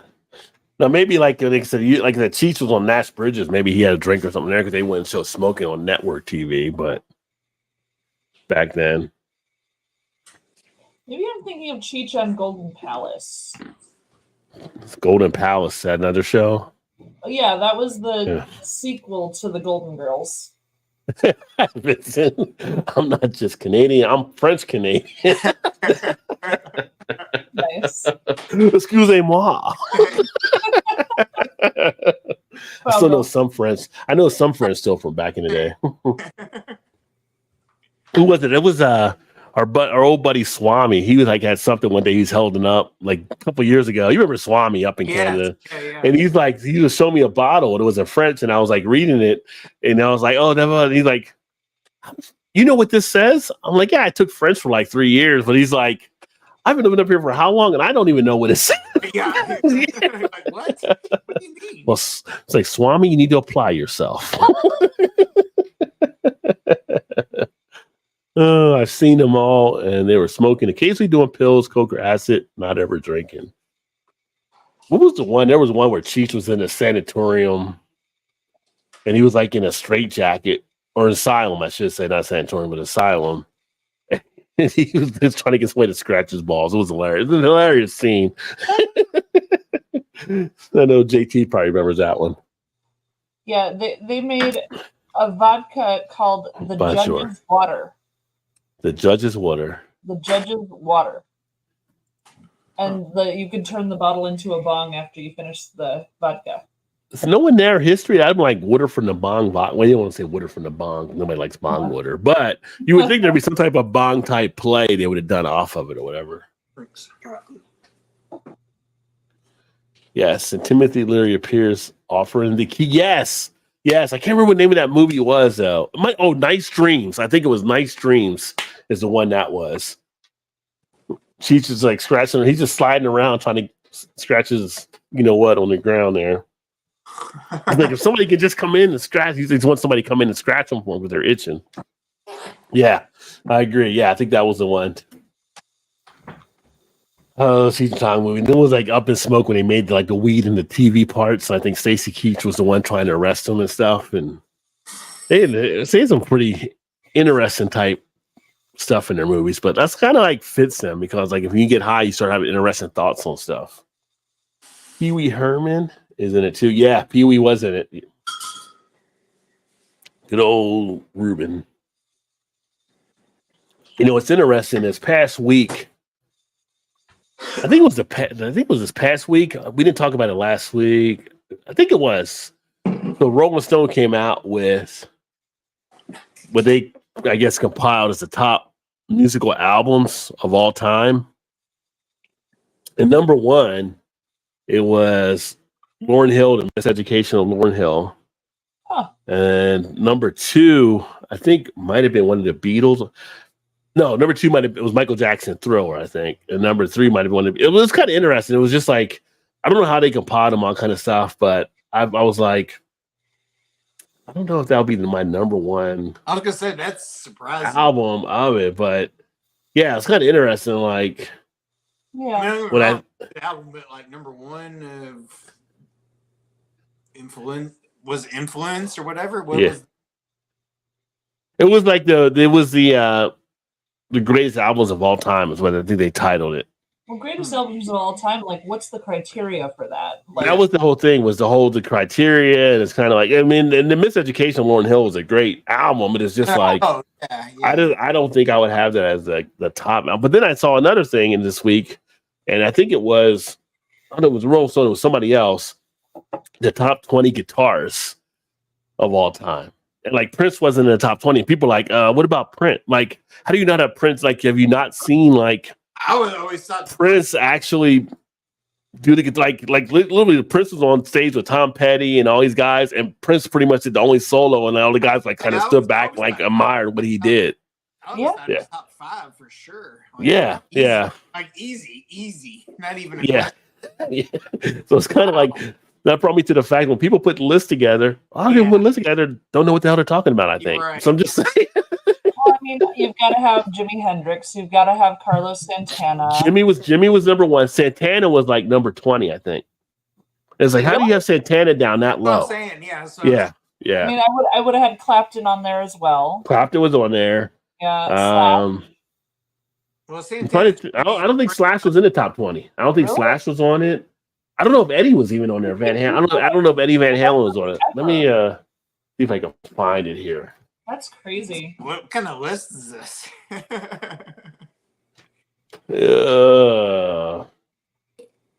Let's see here.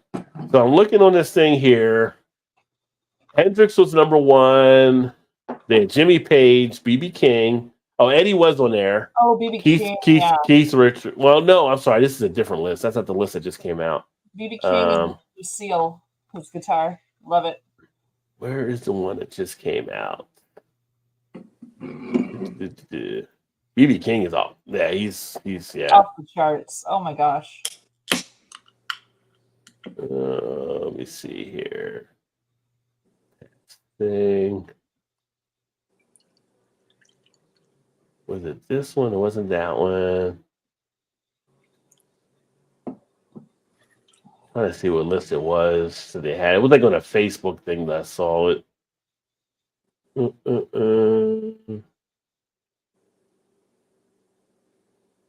see. Let's see Rolling Stone.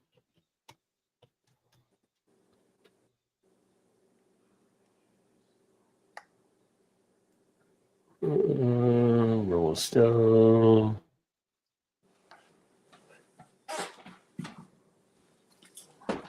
He left us. Oh, come on. No, I'm here. No, Todd. He left us. Oh. What? I just walked away for a second. I know. I said he left us. He left us, and Rod's like, "No, I'm here." I was like, "No, Todd. Todd got up and left us. He's gone." I'm trying to see. Oh wow, Jeff Beck died last week. I didn't know that. That's 78. I was thinking He was a guitarist. Yeah, he died last week at age 78. Huh. Gosh, I didn't realize he was that old. I don't see it. I can't find the piece now, but it was interesting just because it was like on Twitter. You know who posted it was Rex Chapman, Todd. Rex Chapman had a tweet on it.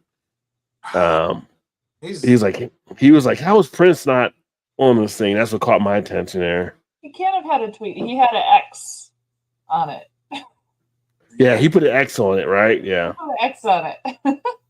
So actually, let me look on there. Maybe I can find it if I go on X. I heard a couple of days ago they were gonna start showing like nudes and stuff. Like you can do like nude whatever on X now. Oh, they were doing a thing with the whole porn thing, but I think you could actually kind of. I don't think they kind of had stuff anyway, but it's kind of like they're setting guidelines around it or something so that kids don't end up on it because we don't want kids finding porn because Isn't that what OnlyFans was for? Isn't that where that's supposed to go? Yes, supposed to, I guess. I'm just saying, kids are going to be kids. Being a kid previously, kids are going to find a way. You're right. Yeah. Chew has an OnlyFans. He just shows his hands all the time. $10. Just the hands. Here I am. Yeah. No, it's like his username is $1. His username is hands on. Yeah. I'm trying to see if I can find that damn list. Where are you at? Chew in the famous hands. Yep. Anyway, it was just interesting just because like how do you not have like Prince up there? So yeah. But it is what it is. Well, that in itself would be like, yeah, okay, this list is not even worthy. Well, anytime they're Yeah. making lists like that, it's greatest of all time or whatever. It's so subjective. honestly. Yeah. No, never. Wacky You're never song, going to get yeah. everybody to agree on it. Right. So What's up, Robert? Yeah, I remember that. Stacey Keach. Yeah, Lizard at the end. Stacey Keach. Yeah. That's yeah. God, that movie is so crazy. That's Cheech and Chong. I used to roll with a 2-foot bong in my car. Nowadays, I can't take a puff as well. Sheer paranoia, sadly. Yeah. Emerson said, Beastie Boys, License to Ill, best album of all time. Done. It's pretty good, yeah. Beastie Boys, License to Ill is a good album. I got that on vinyl. But you know what? The Beastie Boys album that most people slept on or never really gave its full due, I find, is Paul's Boutique. Paul's Boutique is one of their best albums done. I was going to say Not just by them, but just the sheer greatness of the album. It's pretty solid. well, you've got the Beatles' White Album, of course. Love them Beatles, JT says. Beastie Boys, Beasties. Tetracon, Shadow Throne. Right, JT. Yes, sir, my guy Jimi Hendrix better be on that list. Hey, Joe, love that song. Yeah. My favorite Jimi Hendrix song is probably still All Along the Watchtower. That's like my favorite. Like, as soon as that comes in, doom, doom, doom, like, I feel that. It's like, just the intro gets you kind of like, like, name that tune in 3 tunes, doom, doom, doom, All Along the Watchtower. Jimi Hendrix, I'm there. Like, it's just like. And to think he was playing that stuff backwards. Oh, yeah. Well, he was left-handed, so he turned the guitar over. Yeah. He's playing everything on the wrong side, like upside down or whatever he wanted to say backwards. It's like right. Still that good is like unbelievable. Yeah. Yeah, he was definitely the phenom. For sure. And he actually, I'm trying to think, Prince and Jimmy. I think Jimmy was a backup at one point with Little Richard, I know. I'm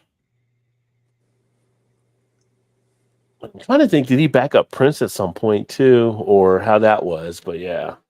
But anyway, they used to try to compare him. I know Prince was not a fan of them comparing them against each other. I always think of the movie White Men Can't Jump when he would say Jimi Hendrix, because it was like, you don't hear Jimmy. Yeah. You don't hear Jimmy. You just listen to Jimmy. You don't hear. I mean, Jimmy was like Jimmy.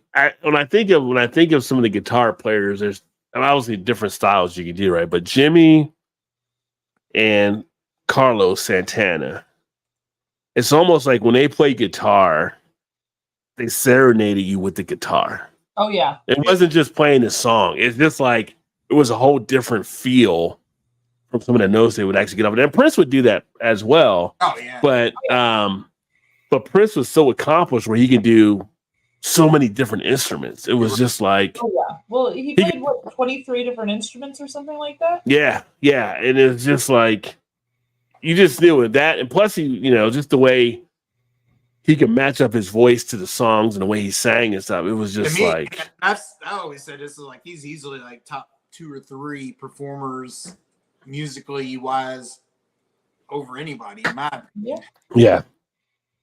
Yeah. He was so gifted, like it was genius. Ridiculously gifted. It's face turquoise speaker shape, heavy stuff. Beck died a while back, early 2023, I think. I thought my thing said it said last week, but maybe it was off thing. I bet died a while ago. Maybe it was a while ago. Okay. Emerson Beast got a lot of good stuff. It's funny because the Beastie Boys, going back to my music history back in the day, they started out as a punk group before they became a hip hop group.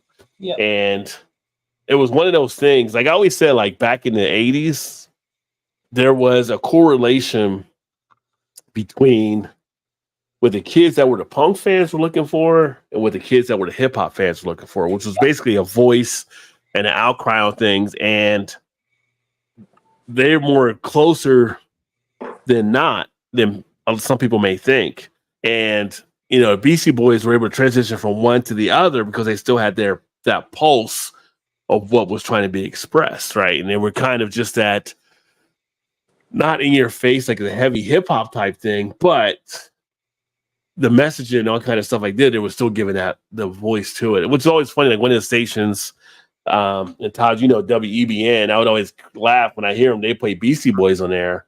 And they're like, oh, we play classic rock, we don't play hip hop. I'm like, you're playing the Beastie Boys, you're playing hip hop. Like, you don't even realize you're lying to yourself. You're not, we're playing Fight the Right, or playing No Sleep Till Brooklyn, or that's hip hop. Like, but they always felt the genre of everything, kind of like metal, and they were kind of rock, whatever, Yeah, they had rock. And I feel like they were definitely more 90% hip hop for sure. Oh yeah, they definitely were. And I mean, even one of their songs, I can't remember which one it was offhand. It was it wasn't No Sleep Till Brooklyn. It was one of them that Run DMC actually turned down, and they asked if they could actually perform it, and became like a hit for them, kind of doing things. So they were like, they're all part of the Def Jam family back then and stuff. So have you ever watched they were huge. Which one? The documentary of them? Of the Beastie Boys? Yeah. I don't think I've seen the documentary. I think it was on Apple. It might have been on Apple, maybe. Okay. But it was really good. It was after I forget which one that died. MCA. That was my favorite one. Was MCA. I mean, yeah. It was kind of like they're in a theater with a bunch of people, and they showed like flashbacks of. It's really good. Yeah. Really good. Kind of from the start on up till now. Until I mean, I can still remember like when License to Ill came out, and it was like, what was that, like 83, I think, 84, somewhere around there. Let's see. No, it's probably later than that, because I'm thinking I was in 8th grade when they came to Louisville in concert. Maybe 85. It was definitely when I was in high school, because I had the album when I went to college in 87. Okay. I know they came to concert. Maybe it was a little bit later. Which had been like 89. Okay. And I was like, God, I wanted to go so bad. And I couldn't go to it. For whatever reason, I couldn't go. And I remember the next, I think it was a Friday, and then on Monday, everybody's coming back. It was like, they had a giant penis on stage and blowing up or whatever. It was like, oh, wow. I was like, thank God. It's like, it was so bad. Well, it was 1986 when the album came out. And if you got the vinyl, on the vinyl, it was like a plane, the back end of a plane.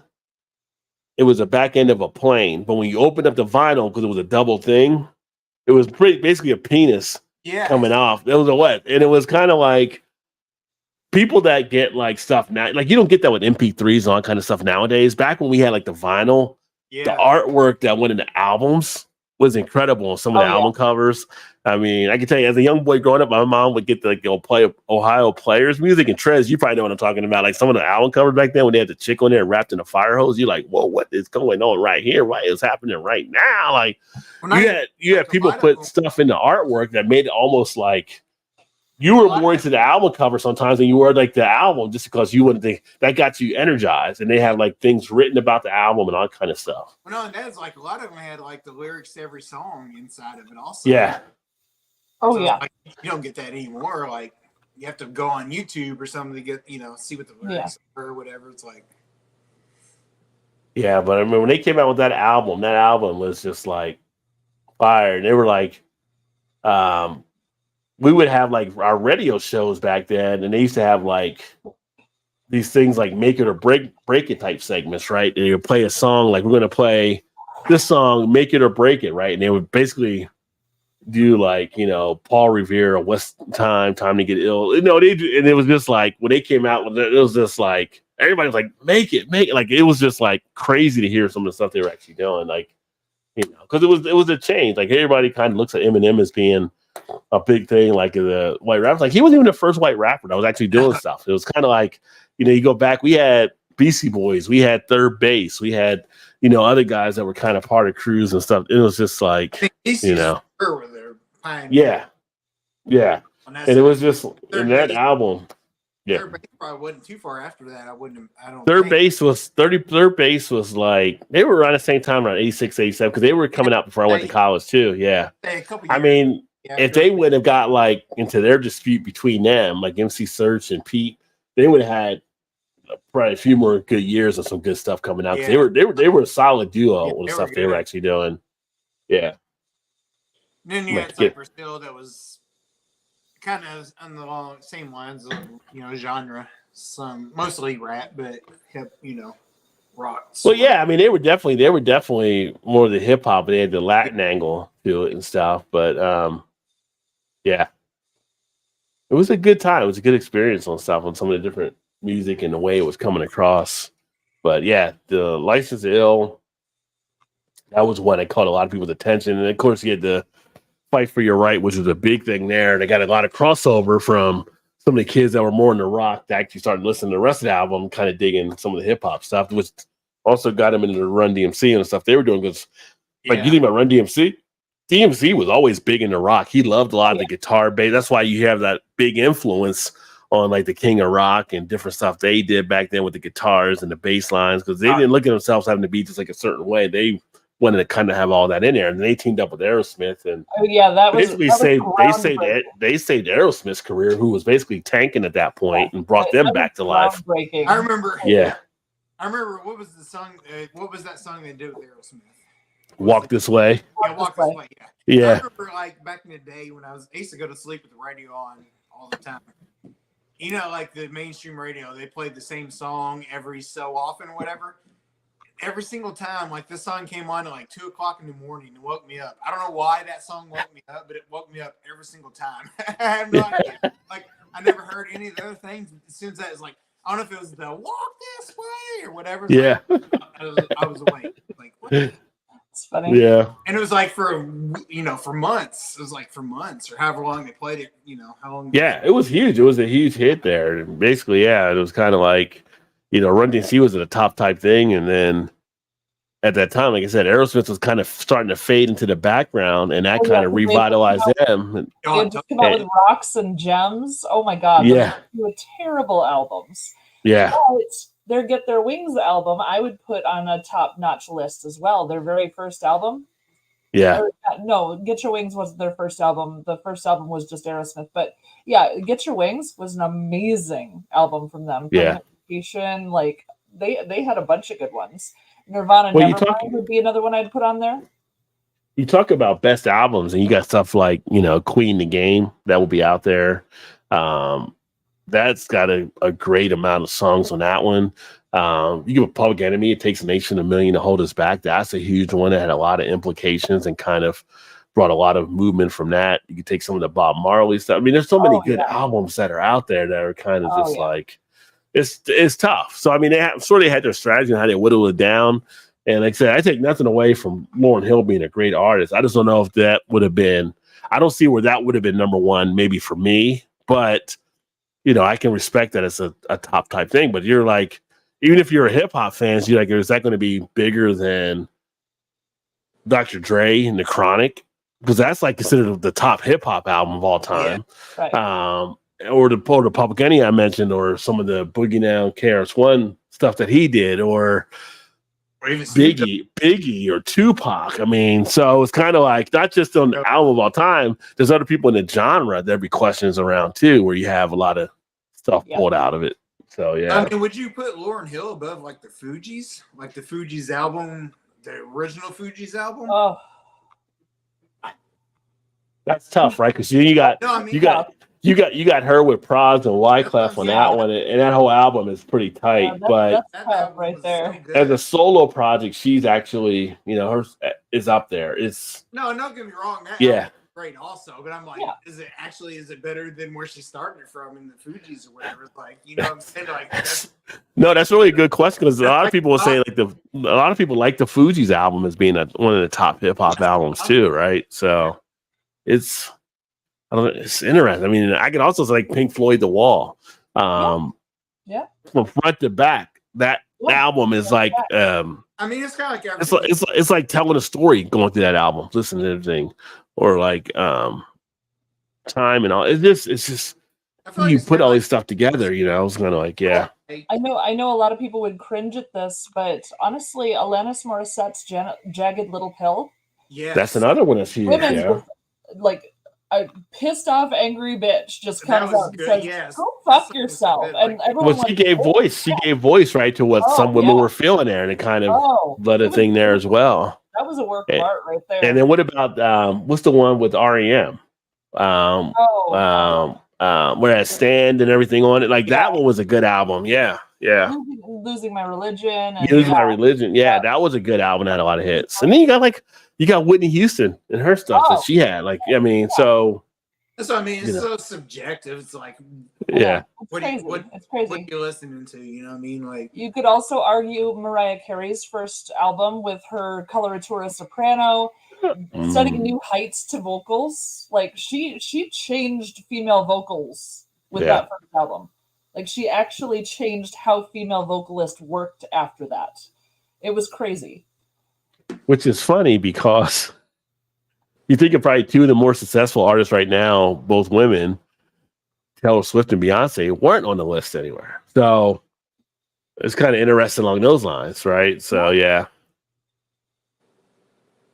But it is what it is, I don't know how you put Madonna there. I remember Madonna, she had like 4 or 5 hits off her album when it came out with the what was it? I want to say Rising Star, Wish on a Star or something. And what was the one in the mid 80s? She had like 5 or something, like her first big album that really hit. I don't remember what the album was actually called. I know the songs off of it, but I don't know what the album was called.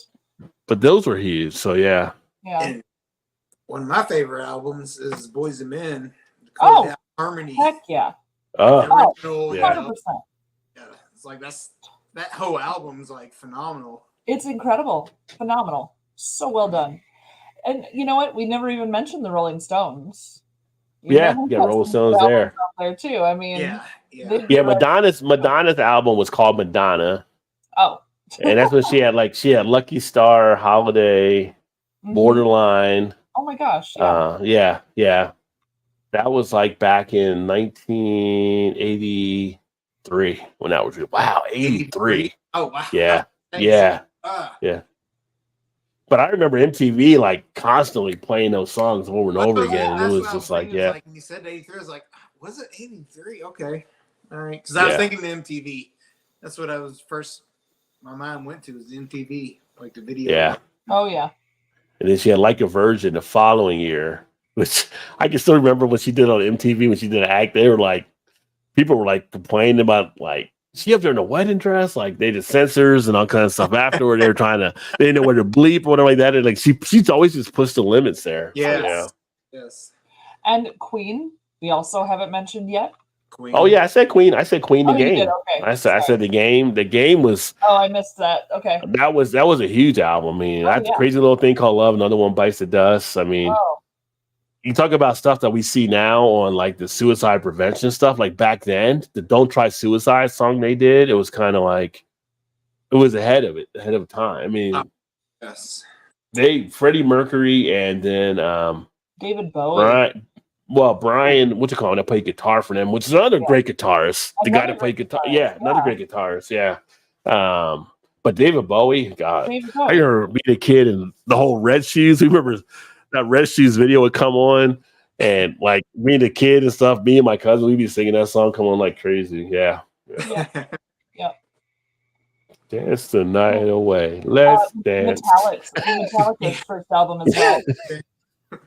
Metallica. The Black album, right? The Black album was kind of the big one. Yeah. Incredible. I think to have the best album of all time is a tough thing actually. It's like that's so subjective. Like, well, Ozzy Osbourne would be in there, AC/DC would be in there. I mean, like, oh my God! Growing up, albums. I was born in '69. I'm trying to think, and I was like 6th grade. WMMR out of Philadelphia. Paul, if you're still here, you would know that station out there. It was like the 9 o'clock, and they had like a little thing where they would do like a new band intro, like a make or break type thing too. But it was like AC/DC Back in Black. And it was just like, what is that? Like, and it was just like, it was such a good harmonious mix of the music to the vocals that it just brought you into it. And that was like one of the first rock bands I really got into. I mean, I was like listening to Kansas and listening to, Queen and some other stuff, but that one was just like it grabbed you differently. It was like hearing that Back in Black album, right? And then the whole Hell's Bells, Back in Black. It was just, it just, and the voice was just like, it was like a screech type thing, but it was like a screech type thing that wasn't like an irritating type screech. It was just like, it just brought you in. Yeah. Meatloaf's Bat Out of Hell. Yeah. Excellent album. Beginning to end. Excellent album. Mm-hmm. Ozzy Osbourne. I mean, geez, there's so many. Yeah. Well, Zeppelin. I got the Leonard Zeppelin. I got the the Led Zeppelin on vinyl here. Yeah. So this is a lot. I mean, I love talking music. That's why I have enough reaction. That's why I have the reaction channel, which I need to go back and do at some point. But just the music type stuff is just like, it's my second love after beer. Let's see here. I will admit, my first love will continue to be music. The beer is a close second. Yeah, always will be. But I mean, music is one of those things that just it hits me differently. Oh yeah. Thank you, my friend. Yeah, it's just. Oh, one more. Eminem's first album. Eminem. Sorry. Eminem's first album. No, Eminem's first album was huge. Here's my thing with Eminem. So Eminem, no doubt, great talent, one of the top ones. With Eminem, I feel like stuff that he's. I don't know where to place him in my top rappers, right? Top MCs, because I hear him do stuff, but I've heard other artists do stuff over time that never got the credit for doing stuff. So it's almost like it's kind of copying. Not to say just because no, he's not copying. It's just because I feel like he gets that extra boost being white sometimes versus some of the black artists. Oh, that's true. So I've heard like other artists can kind of do the same stuff that Eminem does, but they don't get that exposure maybe. That's just the way things kind of are. But as you listen to it, when you get into some of the stuff, when it's kind of like he gets challenged on stuff and he sits down and goes after it, he is definitely a force to be reckoned with, right? So some of his lyrics, how he spits them, is like so fast. I'm like, I can't even talk that fast, let alone like sing a song that fast. Like, what is going on? I can't even think that fast. Are you kidding? Yeah, I mean, I'll hear fast enough. I'll hear him do some of the fast rhymes, and I'll be like, "Oh, I've seen Twisted do that, or I've seen Busted, I've seen Busted do that, or I'll see him flip some things different ways. I've seen Karis One do." But he's just like a total package, and as he's gotten older and more ingrained into it, he's also gotten more deeper into some of the process. So it's kind of like the first album that came out was definitely the voice and the beast he kind of had. He caught you off guard, but it was kind of like some of the stuff you saw, it was rhyming to just rhyme. Like it was kind of like there was the silliness factor that was a part of it. But you're not wrong either, Rod. Though. Definitely being the white guy for sure.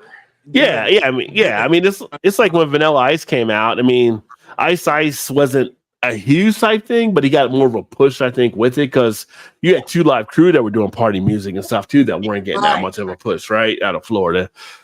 But as Eminem has gotten older and got more mature, he's actually pushed a little bit more. Whereas like now he's bringing other things that add a different aspect to the game. So I kind of gained more respect for him over the years than what I had earlier on.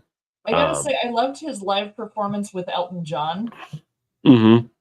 When I don't remember what awards show that was, but he performed. That was like the Grammys or American Music Award. It was after all the people were saying he was like homophobic or whatever like that, and him and Elton John got together and did something. I loved that performance. Like they did it and then he had all these people that look like me, that talk like me, that walk, talk, and act like me, whatever. Oh, the whole stage, yeah. And he had all those people come in who were dressed exactly like him and looked like him and stuff. It was so fun. Yeah. Great performance. Eminem is solid. I mean, Elton John in himself, like that's another. One. Like Elton John's albums. He's had some great albums too. Yeah. Mm-hmm. For sure. I mean, even now, if it's what's the one song he does? trying to think of it. Benny and the Jets. If Benny and Jets come on, like we're driving somewhere, Oh yeah. she's like, don't even think about turning the station. She loves that song. She's like, don't even think about turning that station. Yeah. Chu and I go out of our way to upset my father whenever Crocodile Rock comes on. We'll get on either side of him and do that right in his ears. And he hates it. It's very fun. We actually did that at a pub in Pittsburgh, of all places, and by the end of the song, we had the whole bar doing that with us. It was so fun. Like everybody at the bar started going, it was ridiculous. So speaking of, a couple years ago, do y'all know who Dua Lipa is? Yeah. Yeah. So a couple years ago, she was playing in Columbus, and my daughter is like a huge fan of hers. So she was like, "You take me to go see her." I was like, "Okay, buy your ticket. I'll buy my ticket. I'll get the hotel, whatever. Let's go." So we drove to Columbus. It was in Ohio State's basketball arena. Oh, okay, horseshoe. So she does a song with Elton John, which made me think of it. It's like it was a big hit. So I was thinking, it's like, okay, so how are they gonna do this? And they showed him up on the big board or whatever, on the TV or whatever, playing the piano or whatever. And it was amazing. Like, it was so good. I was like, man, to see him like in person would be unbelievable. In my opinion. She got to see Elton John and Billy Joel. Oh wow, that's two classics. Yeah. So one of them played first, and as they were touring, they would alternate who went first and who went second, because they're both so big, And then after the second one would finish, the two of them would come out together, dueling pianos between the two of them. Oh my God! I wish I could. I would have done anything to see that. That would have been a fantastic. Yeah. Oh, absolutely incredible. I'm gonna grab one more beer here. So I was thinking, I like Billy Joe. I remember when they were doing it together. I was like, that'd be amazing to see those two together. Like, they'd be unreal. Have you ever noticed the background on his thing here has all these different styles of beer, and they're pouring one beer over top of all of them, and I kind of find that offensive. With I mean, it was just the background here. They don't know what they're doing. I mean, obviously, all those beers, that's just offensive. They're ruining all those. Yeah, I mean, they're making koovies. They're making koovies all across the board. So there you go. Let me see here. Where did I leave off on the comments? I thought I had. Oh, so Voodoo Child. I do like Voodoo Child. That's another great one for Jimi Hendrix as well. I thought that was like Voodoo Ranger chili beer or something. That's where I went. That's what he said. That's where I went too. I was like, what? Okay, Voodoo. I haven't heard that one. Emerson, yes, Big Daddy. They had a conversation with a band that changed the game overall. I think that was going back to the Beasties as well. Scout said, I love License to Ill on vinyl as well. Brought it stationed in Germany when it was released. Yeah, I mean, it's great. I got it in my crate of records and stuff here. Fantastic album. All on the Watchtower, wrote by Bob Dylan. Awesome tune. Yeah. I mean, when you listen to just the lyrics of All on the Watchtower and basically like Jimi Hendrix singing it. I mean, Bob Dylan actually, he wrote it too. I don't know if he did a copy on his, but Bob Dylan just the whole breaking down of just the whole thing taking place, the raid and everything like that, people breaking into his house, taking it. It's just like, it just pulls you. It's just telling a story, and that music serenades you as he tells the story of what's taking. It's fantastic tune. JT Voodoo Child was nice as well. Oh, Jimmy shit was made. I mean, Foxy Lady. I mean, come on, I mean, and that album from Jimi Hendrix that had Foxy, had Alone in the Watchtower, had Voodoo. That album could have been one of the top albums too. Oh yeah. The Wind Cries, that's on that album too. Another great one. When Cries Mary. I got that all on one album. XTC version of All on the Watchtower. Brass Monkey, Funky Brass. Yeah, Funky. Monkey. 86. Yeah, it was 86. Yeah. It was a 727. Yeah, on the plane, but then when you open it all up, you see it's a plane, but the plane is actually embedded in the image of it being basically a penis, which is hilarious. Yeah, but yeah. that was the inside joke with it. So if you like Brad Smokey, you love XTC's version of Watchtower. Okay. Hell yeah, right. So that was a feeling. Yep. Got JT. Check it out for sure. All right. You hit on the head. It was a cassette. Was Run DMC. Tougher Than Leather on one side and Beasties License on the other. Wore it out. Yeah. Tougher Than Leather. You're right. Yeah. Now I got Tougher Than Leather stuck in my head. I know. Because that was a Run DMC song there too. Yeah. I met BB King at a gas station in Orange, Illinois. That's awesome in itself. He was drinking Arizona iced tea. I started kissing his ass. He said, "Boy, I gotta go." He jumped on the tour bus. I'm out. See ya. I'm out. I gotta go. I can't blame you for paying props to him for sure. Awesome. Meeting famous people is tough. Yeah, I've met a few famous people, and yeah, it's definitely kind of an all when you got to get an opportunity to actually do that. Yeah. I like alternative stuff. I loved all Rem's first 5 or 6, but the later stuff not so much. It was a different change, a different time. It's funny. REM story one time at WVU, they performed at our Coliseum, and Michael Stipe was so hammered, he was like messing up in the song. He started getting booed by the crowd, and he basically had an argument with our crowd at WVU or whatever. And people were like, just giving him the shit down there and stuff. He's like, fuck you. It was like all kind of crazy, but yeah. Madonna Erotica. Yeah, I actually saw that come up there too. That was an interesting one too. But that when that Erotica came out, that kind of was at that time. It was just something that wasn't being done, right? So, Right. Yeah. that's what the Lady Gaga. You have the Lady Gaga stuff that was done too over the years. That kind of again gave voice to people. Right. Random famous people I never speak because most of them are assholes. Some can be. I tell you, one of the coolest people, treasure like this that I met. I used to, when I was working at one of the companies in Cincinnati, golf tournament every year. And who I met was Oscar Robertson, the Big O.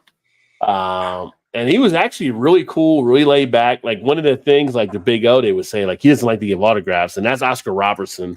For those that don't know, former NBA player, UC player, all that stuff. And we actually he autographed some Nike bags for us and stuff, which I actually have here. But I was talking to him, like he was chill as hell. He's there smoking his cigar. We're having a little bit of a conversation there. And yeah, I don't know. Like some people say he have attitude, where, he's kind of like, doesn't like talk to people as much, but he was cool when I met him. Met Randy Couture, which was awesome. He was really a cool, laid back guy. Got to meet him, got to meet Kevin Spacey. Not Kevin Spacey. Oh, not Kevin Spacey. Oh, let me Kevin Spacey because you get in trouble with Kevin Spacey. Kevin James, met Kevin James, King of Queens. But the coolest thing is when I was doing the interview stuff back in the 90s, and I told you guys before, like when I went to the Source thing back in like 92, and I was interviewing Busta Rhymes, and I was interviewing Cool G Rap, and I was interviewing Stock G, and interviewing all these different artists that were coming out and stuff that were kind of Bismarcky and all. It was just like, you talk about like, you got to keep your cool because you're kind of in awe. Because like back in the day, I was basically doing a cassette tape, like the boombox era. We were recording stuff off the radio, right? So I'm recording these guys' songs, some of them back in the day, like Bismarcky and all of them. And it's like you got to meet them later on and interview them. So that was kind of a cool type thing. I remember back in the day, I used to go. Me and a couple buddies, we used to go to Tampa, Florida for a golf trip for like 3 days on the weekend. And it's always during like spring training because that's where the Yankees plays in Tampa. Yeah. Went to like a bar on the right there on the, I guess on the ocean front, I guess. And all the Yankees players showed up that night. So it was like David Wells, Bernie Williams, Rocky. Oh, that's cool. So we just hung out and drank beer. And it was unreal. Like they just talked to you like every old Joe, like it was no big deal. Yeah. It was awesome. I remember David Wells just walked around. He walked around with like 2 glasses of water in his hand. And we were like, why do you do that? He's like, so I don't want to shake nobody's hand or sign autographs. So I just walk around with water in my hand. Like, Smart move. Yeah. that's kind of smart genius. But it's Nice. like, okay, that's kind of a dickish move, actually. It's like,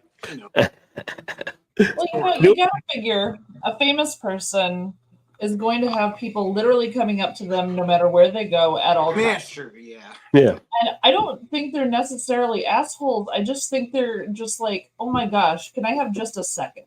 Yeah, no, no, Yeah. that's kind of It's like having a toddler. Like they're gonna come at you all the time, and you don't have a choice, unfortunately, because of what you've chosen. It's one of the pitfalls of getting into fame. Right. But, he was a dick. Like he hung out and talked to us or whatever, and it's like he just had water in his hands. Like, you're not drinking. He's like, no. I was like, why do you got the water? He's like, sign autographs and shake hands or whatever. It's like, okay, I get it. Like, it's fine. Yeah. That's cool. Hang out with us and just talk to us or whatever. It's like, it's fine. Yeah. Yeah, it's like I had the chance to meet Vince Carter one time when I was out of Florida. We did some stuff, and we were taking his parents to dinner on a couple things, and he was actually came to the restaurant where we're at. It was his restaurant there, and there were so many people that were trying to come over and talk to him and get autographs or pictures. It was just like it's constant. I end up passing on the moment and stuff. Like, he wants to get his little break and stuff in there too. Right. Yeah, and that's kind of thing. Kind of like if you got some sense of like, okay, give them a minute to be themselves. Yeah. Not be the famous guy that wants to do all. It's like, okay, just like that's kind of like the word that night is like, okay, they're like, that's cool. They're hanging out and drinking beer and just being a normal person. Like, we're not autograph. We never asked them for an autograph one. It's just like, the very few famous people that I have met, I have walked up and said, I appreciate what you do. Thank you. And then walked away. Yeah. So there you go. I try to keep it short and sweet. Like, I appreciate what you do. Thank you. And I'll let them be. Definitely far between for sure. Yeah. I mean, in college, I met like Jerry West and stuff and got his autograph. I ended up losing it later on, but I'll tell you, he was nothing like the HBO series made him out to be for sure. When I met him that night, he was chill as hell. He wasn't like he wasn't the hothead like on the HBO series like they make him out to be. He was pretty cool. We had a chance to meet him before. But like, all uptight and like, he wasn't all uptight and all kind of stuff like that and everything. He got more pissed that night because at the time we had Gail Catlett was our head coach. He kept trying to talk to him about basketball, and Jerry's like, I get a night away from the Lakers. I don't want to talk about basketball. Like, you can just see him kind of like looking away, like trying to get away from the table they had him seated at. But no, he was cool as hell. But a lot of it's a matter of just the celebrity type stuff. Like I said, it wasn't like going ooh ah gaga type thing or whatever with them too. It's just kind of like, chill. You're so and so. You're so and so, and like you're that's kind of yeah. A bunch of famous baseball players are like, okay, we knew who you are, but it was like, cool, you're just hanging out here with the rest of us. Like, okay, let's have a beer. Like, we didn't even talk about that stuff. It's like we just talk about normal whatever every day. It's funny, like in that regards.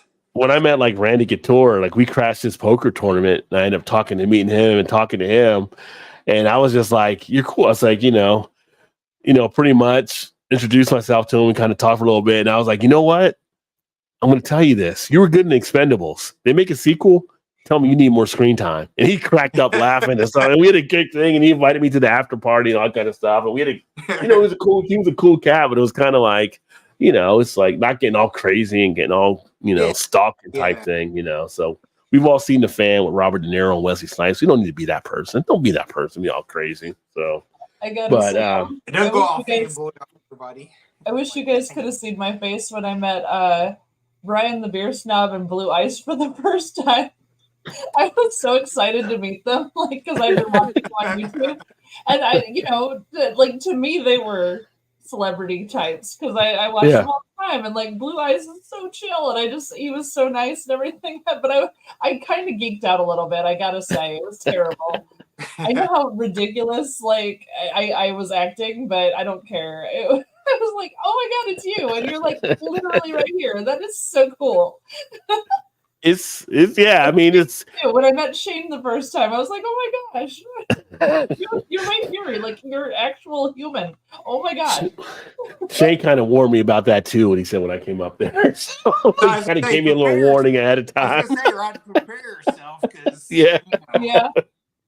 Well, I think because a lot of us, are all watching each other's videos, but like meeting in person is a totally different experience. Yeah. Like when I met the Alkanauts, like they're just like they are in their videos, but they were just super awesome. Yes, that's okay. So yeah. I think it's just still funny when it's kind of like you go spots, and I haven't had it happen.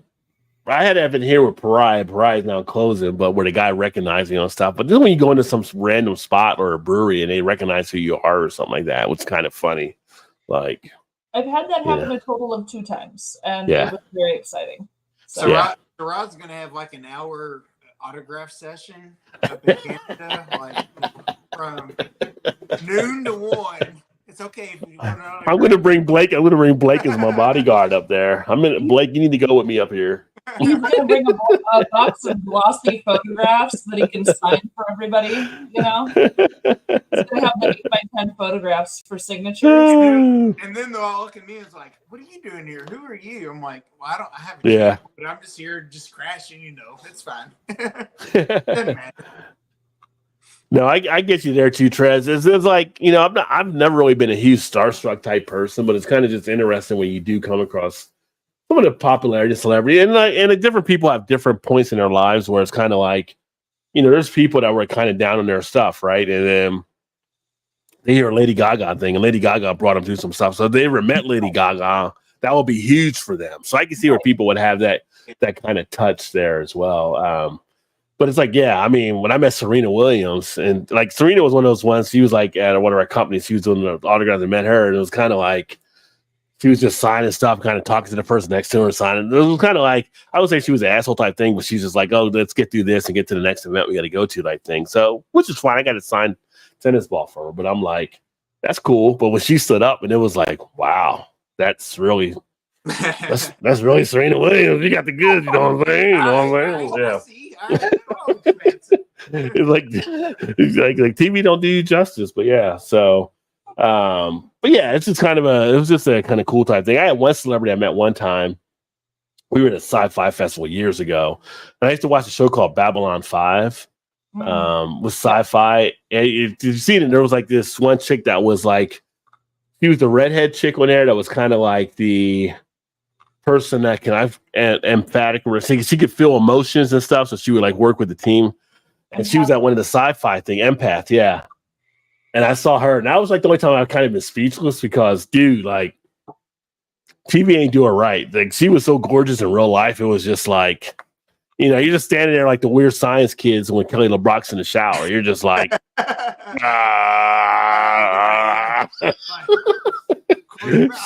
yeah. Yeah, but most of the times I never get starstruck or anything like that and everything. But yeah, it's all good. It's like if you have things that you've had moments in your life, I can see where celebrities would actually become a person you become drawn to, because a lot of celebrities do. You see people cry like back in the day, Michael Jackson concerts or Prince concerts, like because they were in the mood or something may have happened, and that music brought them through it. And now they get a chance to see them in person. They've got what they feel is an attachment to that person. Oh yeah. So yeah. Connect emotionally. Sometimes they surprise you. My wife used to see Billy Joel in Chicago almost every day. They were very friendly and down to earth. Yeah, it just depends. Like some of them are pretty cool. Slayer, Hell Waits. There you go, Vincent. Nice. I love effing Slayer, JT says. I hear you, JT. Metallica is when they sold their soul for rock and roll. So like, the Black was before they sold themselves out, right? Well, I mean, they had success. I mean, it just, yeah, the Black Album. Anything before that was way better. Running home on the down. She's running to him on the street downtown around 4 because her kid's school was near where he was working at the time. Okay. High Voltage, Hell's Bells, Back in Black. For those about to rock. All AC/DC. Good stuff. It's like like we talked about before, like Maximum Overdrive. I love the whole soundtrack with AC/DC, and it just like added the great mood that Stephen King needed for that movie. Oh yeah, for sure. Yeah. Bat Out of Hell was produced by one of my heroes, Todd Rundgren, who said he thought of it as a parody of Born to Run. LOL. Yeah, see, Maximum Overdrive soundtrack. That's a great soundtrack. Black Sabbath, Paranoid, my first choice. See, Yeah. Eminem used License to Ill album cover on one of his latest albums with the plane smashing into a joint. Their bass was badass. Brooklyn Queens. Yeah, the Cactus album back in the day. Their bass was solid. Their bass, I mean, I still go back and listen to some of them. One of their joints they had was with, well, later it was MF Doom, but he was not MF Doom when he was on the album, but what was that one song they actually did? Now it's escaping my mind. But I know Step Into the AM was one that I was a big fan of. Of course, they had the Gas Face, which was one. Pop Goes the Weasel, or Pop Goes the Weasel was another one they actually did. They only had the 2 albums, I think, but then they like Pete Nice and Search basically got into disagreements on stuff because it's tough when the money starts getting involved. You start having all kinds of issues. Yeah, I was wondering. I was like, I think you're right. I think you had like 2 albums. Like, yeah, it's like what happened to those guys? I never even knew. Yeah, but they were one of the early groups too. White. I think they were both Jewish. I believe. I know Search is that also as a white group were being socially conscious. So when you looked at some of their songs they actually did on the albums, it was bringing up things that need to be addressed in the different communities too, which is why they were accepted a lot in the community as well as they kind of talked about stuff. So they were kind of cool as being out there as well because at the time they were doing that. We had PE, we had KRS-One, BDP, we had X-Clan, we had different groups that were starting to turn that way before. Nobody really knows what happens in the early 90s. Corporations kind of silenced a lot of the rap artists on some of that stuff, which is like that's true. Because when I was in school through 91, it was like a hip hop consciousness. So there were a lot of things that we like wore as t-shirts and did stuff that kind of had that independence type thing. And then 5-6 years later, it's all of a sudden But after that, I was like, then after that, 5 or 6 years later, it's all talking about basically ass.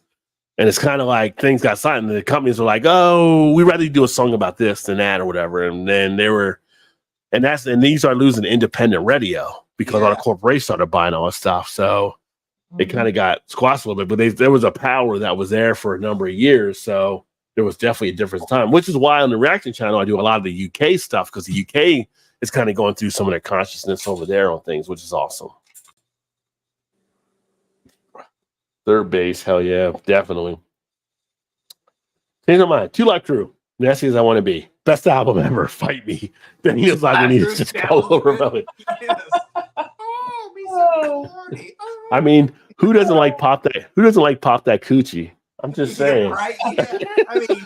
I mean, they were all like Luke had it going on for sure. I tell you what, 87, I went to college. 88 spring break, Fort Lauderdale. One of the last great years you could spring break in Fort Lauderdale. See, people go Fort Lauderdale now. They'd have no idea what it was like back in the 80s. And it was just like 2 Live Crew, partying. I mean, literally the police were coming through with horses to get people off the thing. It was just like, you go back and you look at some of those like 83 spring break type movies they used to make back in the day. You see them on Cinemax or HBO. You had to stay up late because your parents wouldn't let you watch it if they were up there. You had to wait till they go to sleep when you come spring break getaway type thing. And it's like that stuff actually happens on spring break before they started cracking down on stuff. And back then, like the first, like when MTV started going there, like the originals was kind of that's what until they started like Xing out some stuff or whatever. It was like, okay. Oh, they would do like the whole wet t-shirt type contest, and it was like, that t-shirt's really not even needed because it's like not really doing anything. And then once it's not covering anything. It was just like getting crazy on stuff. But I mean, that's how it was back then for a while. But then you didn't hear about the wet t-shirt contest that's happening amongst the men at the Canadian get-together? I did not hear about that. Yeah, just the guys though. I'm just putting the money on Drew because I'm sure Drew will get after it. all those little beer bellies going, man. All those beer bellies. I feel like I'm going to be sick that day. I'm already feeling kind of ill. I'm not sure, but... To tell the truth, I feel like I might get sick that day, too. I mean, yes, for sure. But you talk about a time when 2 Live Crew was top of their stuff back then, that Miami base, and you had the cruising... And I can still remember just being out there like on spring break and people were pumping LL, I'm going back to Cali, and that bass is just hitting. Yeah, and then it's just like the 2 Live Crew at the clubs and Magic Mike and all kinds of, and it was just like, it was a different type of party atmosphere than what you was seeing. I don't know, maybe it's different now. I mean, maybe they do still have stuff like that nowadays. I feel like now it's more curtailed than when it was back then. Back then it was just like 80s, 90s was so like, the party whatever scene is like totally different, like That's like a whole genre of its own right there, and like 4 or It's 5. like, I mean, I'm not a parent, but if I was a parent, I kind of feel like you're a parent, so time, like if you had another kid or whatever, I feel like your first kid would have broke you down behind the second kid so time they got there and stuff. So it's like the first one is always setting the boundaries. So we were always pushing and setting the boundaries back then. So now it's a little bit softer at this point. I feel like that's how it would kind of be. Like, See, in my genre, though, it was like, so my brother 8 years older than I am, so he's probably, I don't know, how old are you, Rod? 55. Okay, so he's like 56 or so right now. Uh-huh. So I was like, it's about the same age. But I used to hear my mom and dad bitch at him and cuss him all the time. I was like, okay, I mean, he's kind of straight narrow-ish, sort of. So I was like, damn you. I was like, I want my childhood back. It's like, your fault. It's your fault. It's all your fault. Because he went to a spring break in the 80s and did whatever, and Yeah. 80s were that was kind of crazy back then on some of the stuff. Yeah. It's like, my sister is 52 and she was the wild child. Yeah. And so by the time it came to you, it's kind of like, we're not going to do this because we've had experience with this already, right? Like your parents are like. and my year is different, so it doesn't seem like a lot, but when he's 16 and I'm 8 years old and you see like your parents reacting to things he's doing, I'm like, don't do that. I don't want to do that. I mean, it's a big deal at that age, you know what I'm saying? It's like, now it's like, whatever. We hang out and drink beers and it's no big deal. And I'm 100% straight and narrow after watching what my sister did. I was like, no. I don't want to do that. Well, it was a. God damn it, I wish I'd have done all that shit. And then some. Yeah, I mean, it's like, we broke in a lot of stuff. So if you were like the one that came behind, it's like, oh, sorry, we pushed the level and they kind of set the level now. But now he's on the downside, and I'm kind of just, breaking in. I'm like, there I go, drinking beer, staying up, whatever. It's all good. Scout says, Tiny Dance. Really? Look at you, the little sentimental, Robert. Not Tiny Dancer. No Turner for me. Don't you touch that dial. I'm listening to Tiny Dancer right now. That is it's a good tune. I still sing Tony Danza because it makes me laugh. I don't think Eminem can be touched lyrically. White or not. Yeah, I mean, he's got the lyrics. It's just, he's got the lyrics and stuff like that. It's just, he gets a little bit of a bump. It's just a bump, I believe, that's in play. And that's something that's always been discussed, And I've seen artists do some of the stuff he's done that don't get maybe the props that go that way. That's not taking anything away from Eminem. That's just saying there's other artists that kind of do stuff that may not get that opportunity to be able to show that too. So, but as a talent, his talent is definitely there for sure. I think anybody in a genre in itself is like unbelievable to be able to sing that fast. Like it's until you try to, it's like, good Lord. Yeah. I can't talk that fast, let alone sing that fast. Even if I know the words or not, it doesn't matter. Like, I can't keep up on the radio. I try. I'm like, no, I can't do it. Yeah. Can't do it. Because I mean, I've seen stuff like it. I mean, even Busta Rhymes has said like Eminem was one of the top ones out there. But I've seen Busta do stuff where he'll go fast, he'll go slow. He can switch his mode up and stuff too, and that. So, Real also was like he was so yeah. And good artists always pass along like, oh, so and so this, so and so. Like it's like that's one thing. Like I'm not talking about basketball, like LeBron. Like a lot of people are like LeBron being the greatest or like that and everything. Like LeBron's a great talent, but is he the greatest of all time? For me, no, because I can't give him too much of the flopping and too much of the whining for the call type things. Yes. Not as much as the clutch. As far as being a top talent, yeah, he's one of the best players we've ever had. But at the same point, he relies on other things that have to come into play. And so it's kind of like when you go to the music type thing, it's kind of like who brings the total package and not having to rely on stuff too. Like I said, Eminem is a top 10, I think, for me at this point.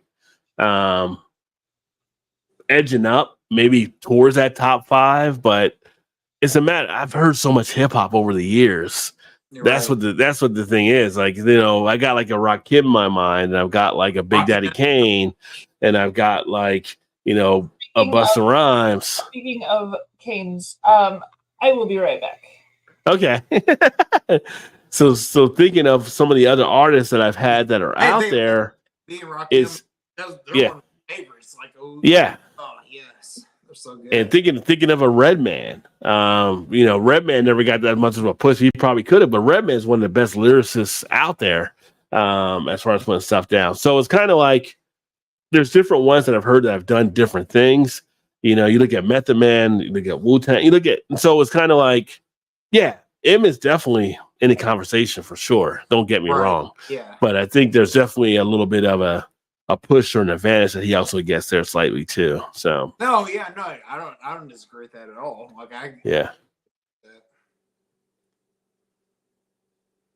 let's see. A game-changing album for me is Marquee Moon by Television, one of the first examples of indie rock. Oh, okay.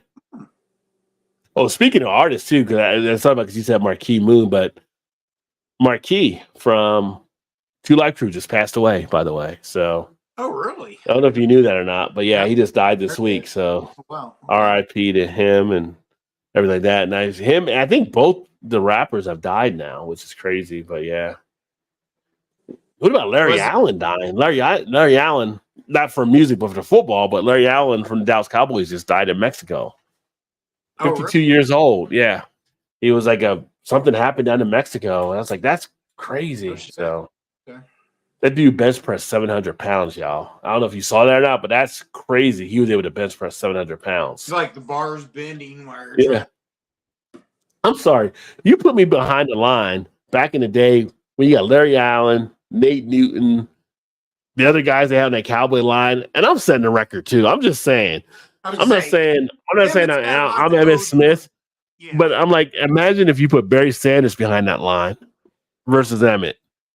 I mean, that record book is even a different level. I've said that for years. I'm like, Barry Sanders top notch above everybody else. And Bo Jackson, like, Emmitt had the line for years. Like, he's probably just. I mean, he's better above. I mean, he's good. He's definitely a great running back. I'm just saying. Like, you and I behind that line could rush for 1,000 yards a year. You know what I'm saying? Like, it was. I mean, Emmitt's one of those players I put like in a LeBron type thing. Like Emmitt had all this stuff, but look at the line he actually had, and he played for how many years versus Jim Brown or Barry Sanders. Right. LeBron's got all these points and stuff like that, but look how many years he played versus a Jordan or versus some of the other players, Kobe and all of them, right? So yeah, he should have a number of points. He has a great talent, but at the same point, it's like he's far better than everybody else at that time. Yeah. You should have. Yeah. And plus the rules kind of favor it. It's kind of like, now you can't do the hand check and all that kind of stuff. It's always like looking back on stuff, but he put LeBron back in the 80s when Michael Jordan was getting beat up by the Detroit Pistons and the Boston Celtics. We have a group chat with my brother and some of our buddies. And one of our friends is like a huge LeBron James fan. He's like, he's better than Jordan, whatever. And everybody's like, oh, Jordan's way better than LeBron ever. For those reasons you just said, is like, but he's like, no, that's not even close. I'm like, dude, it's not even the same league now than it was back then in the 80s, like where you had to take elbows and fall, like LeBron would not even be. He'd be just mediocre back in the 80s if he was playing. Well, you think about the 80s into the 90s. When the NBA actually did play defense more than they play nowadays. And Jordan was like, 5 or 6 defensive player of the years? Yeah. Like, I mean, it's just, it is what it is. And like, it's in the rules now where you can't do stuff. Guys can easily get their shots off a little bit easier than what it was back then. So, yeah. And Detroit teams with Lamb Beard, like throwing elbows. He come in, like, you're getting a bloody nose regardless. Yeah. And now, Scout, I got to find that cover. Jimi Hendrix Electric Ladyland, uncensored European. Oh, those Europeans are so progressive compared to us in the States. Speaking of round ball, the Mavs got lost on the way to Boston. Yeah, I mean, they're not going to beat Boston, in my opinion, as long as they got Porzingis back, who came back tonight. Like, I think Boston's Will they sweep? I don't know if they're going to sweep, but I would say probably 5 or 6 at the most. Yeah, I think so too. Oh, I don't know about that, Trez, but I try to find opportunities when I can.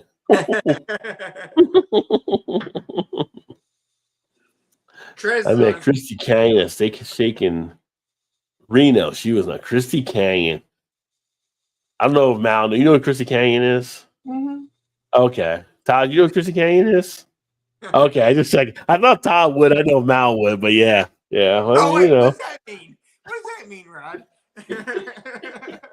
She's known for some of the different videos, you know. Yeah, Christy Canyon, all-star. Oh, what if she was shaking some steak there? You know what? You know I'm not hetero, right? Yeah. Just checking. All right, I'll be back. She was at Steak and Shake shaking some steak. What? No, I'm a guitar player. Meeting BB. Yeah, BB is huge to be able to meet him. I want to know who BB Kink is though, because that sounds like something with Christy Canyon here. It was BB Kink. Oh, 1998. Look, Robert, he still remembers the year and everything. 1998.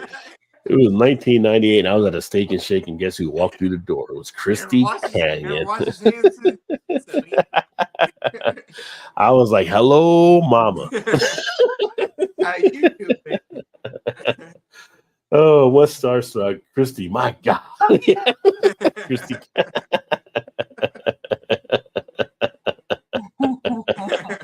Yeah. Yeah, which are point out significance of Maximum Overdrive. The soundtrack was wonderful. Stephen King made a 90 minutes music video while on the blow in the great state of North Carolina. Yeah. Yep. I think I love the soundtrack to Maximum Overdrive. Yeah. Nice. I see what you did there, Big Daddy. Yeah. Yeah. I don't know what Search is actually a DJ now or a radio personality. I don't know what Pete does though. Beastie's cover of Benny and the Jets. Yeah, that was what Bismarcky doing to Benny on there too. But no, I have a huge ear for sentimental tunes, bubblegum pop, Motown, early 70s, top 40. Where's Pino 3 hours? Yeah, I'm getting toasty. That's what it's all about. Yeah, Larry Allen just died 2 days ago. I think it was 2 days ago down in Mexico with his family on a vacation. 52 years old. And I don't know what the cause was yet. I think they're still kind of investigating, but sad to see. That's crazy. Another 15th anniversary Daisy Cutter. Why not? Now that one I had to look up who that was. Larry Allen? Yeah. Oh, yeah. He was Canyon. I didn't know Larry Allen. Just saying. What's up, Sammy? I've had some sparked up adjuncts and beers. Trust me, cicada's easy. Yeah, see, Sam, he's our Australian connoisseur. Oh yeah, where's Foster's from? Yeah, ask Sammy if he drinks Foster's, right? Yeah, you drink Foster's, Sammy? You big on the Foster's beer? Is that your thing? Yeah. Walter Payton's my number one, but Barry Sanders was a bad mofo. Yeah, I mean, Sanders is my number one. I mean, the stuff that I saw him do, running the ball and that kind of stuff, I would probably have Sanders, and then I'd have Jim Brown. And then I probably would have Peyton behind either Peyton or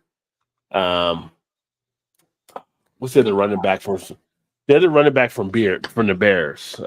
Mickey Mouse. Stop it. I'm helping. Gail Sayers. Gail Sayers might be there kind of close in that third because Gail Sayers was amazing for this limited time that he played too. So but sweetness was a bomb. Popeye after the spinach. Cheers. Is there something after the spinach? Popeye. Mm-hmm. The round ball combo was the first time I ever had a comment. I left 30 minutes before it fit perfectly in a combo when it came up. That's awesome. I feel cheated in life. Foster's was a lie, right? Yeah. Yeah, nobody in Australia actually drinks Foster's. It's their favorite, isn't it? Comment. Yeah. It's like a staple. Even though I'm Aussie, I still know how epic Sanders was. Right. Barry Sanders was just a beast. Mm-hmm. I mean, like I said, I probably have him 1, Brown 2. third would be, I want to say Sayers or Peyton. And now in my mind, I think Jim Thorpe too, who was a beast as well. Yeah, it's tough. I mean, all these years in the NFL, it's a lot of good running backs that came through. So Yeah, I didn't know who Barry Sanders was until he was in that movie with Rick Moranis, the Little Giants, the little kids football team. Oh yeah, that's how I found out who he was. I was like, huh, all right. I mean, see, Bo Jackson. Dickerson was a person I thought too. I mean, OJ was actually a beast. You know, if I went college football, Campbell and Dickerson would be kind of one of my top two to maybe look at because they were both beasts in college. OJ was a beast in college as well. Eric Dickerson actually is what got me to be a Colts fan. But Dickerson was that's when you Mustangs before they got on probation and screwed up there. I mean, Dickerson was like a beast. Yeah. It always just ran kind of weird in an upward style that he ran. Like he never took a big shot. You expect him to take you go college, and you got to put in Bo Jackson and you got to put in Herschel Walker. I was saying Bo Jackson, if he didn't get hurt, for sure would be like top tier. Yeah, well, even though just thinking college, Bo Jackson in college, and then Herschel Walker in college. And Walker, yes. Yeah.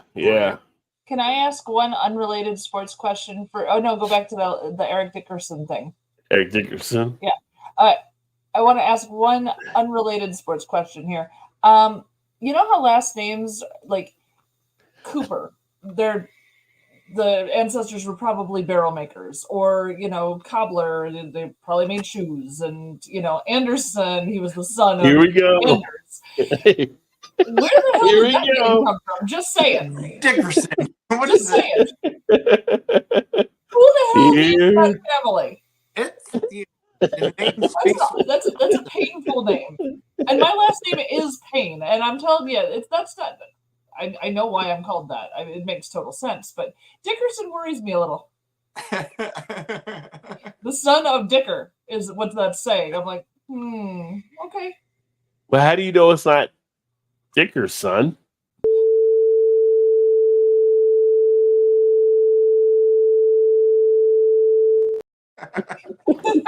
Dicker's son. As Joe would say, Dicker's son. Sorry, the sponsors was a little bothered by that last comment. Is potent and it means to live on the side of a hill. I get it. So like everyone has their last names and stuff, but Dickerson throws me a little bit. I'm a little concerned. Yeah, I mean, what's all in the name, right? What's all in the name? I mean, Sanders, that's an easy one. Yeah. Standing, right? Or they lived by sand. Sure. There's been some absolute guns in college that have done nothing in the big. Yeah, definitely. We see that all the time here. It's like people are all in the draft, but like you never know until they go pro what's going to happen. Longevity of pro run is the most important stat for me. So who's more protected for the longest time? Well, see, the thing is, you can't do that because Sanders left at a time when he was still prime in his game. Jim Brown left when he was still prime in his game. Emmett played longer, still left in good shape, but I mean, Emmett had one of the best lines ever assembled to block for him too. So right, it's kind of like it was a little easier for him to kind of pave the way. It's kind of like if you took Joe Montana out of the 80s and you put him into the 2000s with the way the rules are, could he have actually outdone what Tom Brady did? I think he may have because it's the way it's set up. It's kind of like if you take, you take Magic Johnson or some of the people from the 80s, you put them in the league now in the NBA and the rules they have, some of those guys would be killing it. They'd be averaging 50 points a game, I think. I mean, it's like when you compare like players in different eras, like it's not really fair because it's not the same. Like it changes over time, Yeah. Like it's not the same. Yeah. Bo Jackson injured against the Bengals. That was the last game, yeah. But even then, when Bo Jackson got his hip replaced, he came back and still played baseball, which is still huge. Like he was literally a Hall of Fame talent in two sports that probably won't get in the Hall of Fame of either. And was an all-star, yeah. Yeah. And plus, everybody knew, let me get those Raiders on Tecmo Bowl because they got Bo. Let me get those. Let me get those Raiders. You could run around everybody else, like it didn't matter. You just run circles. Yeah, it's like you had a tournament. you had a tournament with buddies. You had to say basically nobody can have the Raiders. Yeah. Nobody can have the Raiders because of Bo. So yeah.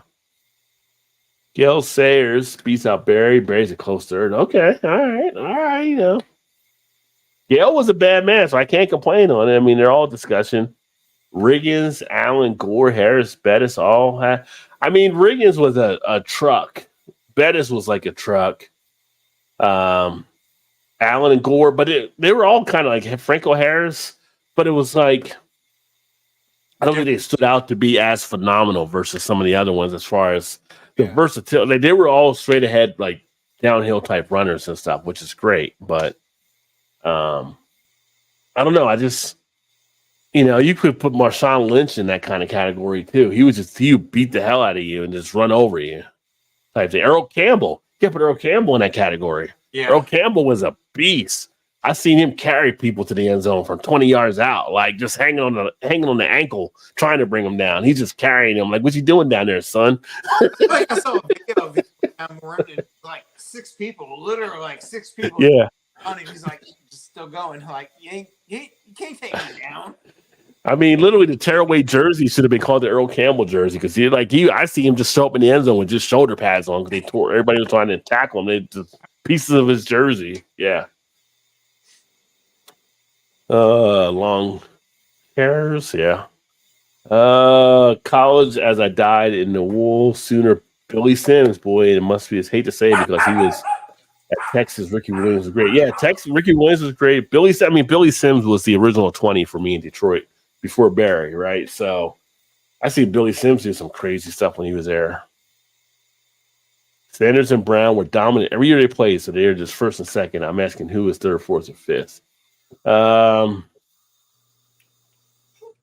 If I had Sanders and Brown as first and second, third, I'm going to go ahead and probably say Walter Payton. I'll give him a slight edge because I watched him more than I watched Gale Sayers, but Gale Sayers will be fourth. And then fifth, from what I've seen from footage in the past, I almost feel like I want to go with Jim Thorpe. I just feel like he was such a great athlete. It was a different type of game back then, but he was top notch. Yeah. You got to respect the legends. That's a tough one for sure. Another person too, like Danny Tomlinson, who could run and catch out of the backfield. Yeah. Yeah, it's so hard. So many players to come up with, yeah. Kind of like music. It's like, okay, so Like, I don't know. Maybe Lauryn Hill, best education of Lauryn Hill is the number one out. I don't know. There's so many choices out there.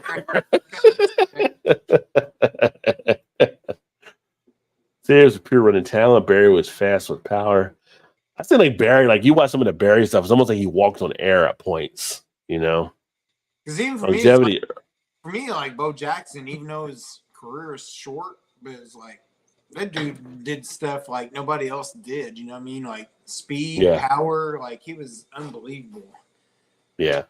If he didn't get hurt, yeah. I think Like if you said the best athlete whose career was cut short, that would have been one of the greatest. I would say Bo Jackson and Terrell Davis. Terrell Davis had his career cut short too. Oh. Like they were both like two players. And then it was who was the player from the Patriots back in like the 90s? He got injured at the flag football game they had that killed his career, but he was also a good start too. I can't remember who it is, but he was a running back too. He got injured, and that's when they got rid of the flag football game for the Pro Bowl All-Star Week, Pro Bowl weekend. Yeah. Yeah. Peyton was a complete package. Yeah, Walter Payton would be third. Earl didn't last long though. I mean, his knees. You take those hits and stuff he was taking. I forgot how long he did play in the league, but he played for a while. What's up, Hopped Up? Cheers, my friend. Popped up. Hi. Just here. Now we're running through some of the greats here in football before you wrap down here, which we're actually over a little bit, but we'll see what happens. He had 4 or 5 years. No, Earl Campbell. Not Earl Campbell.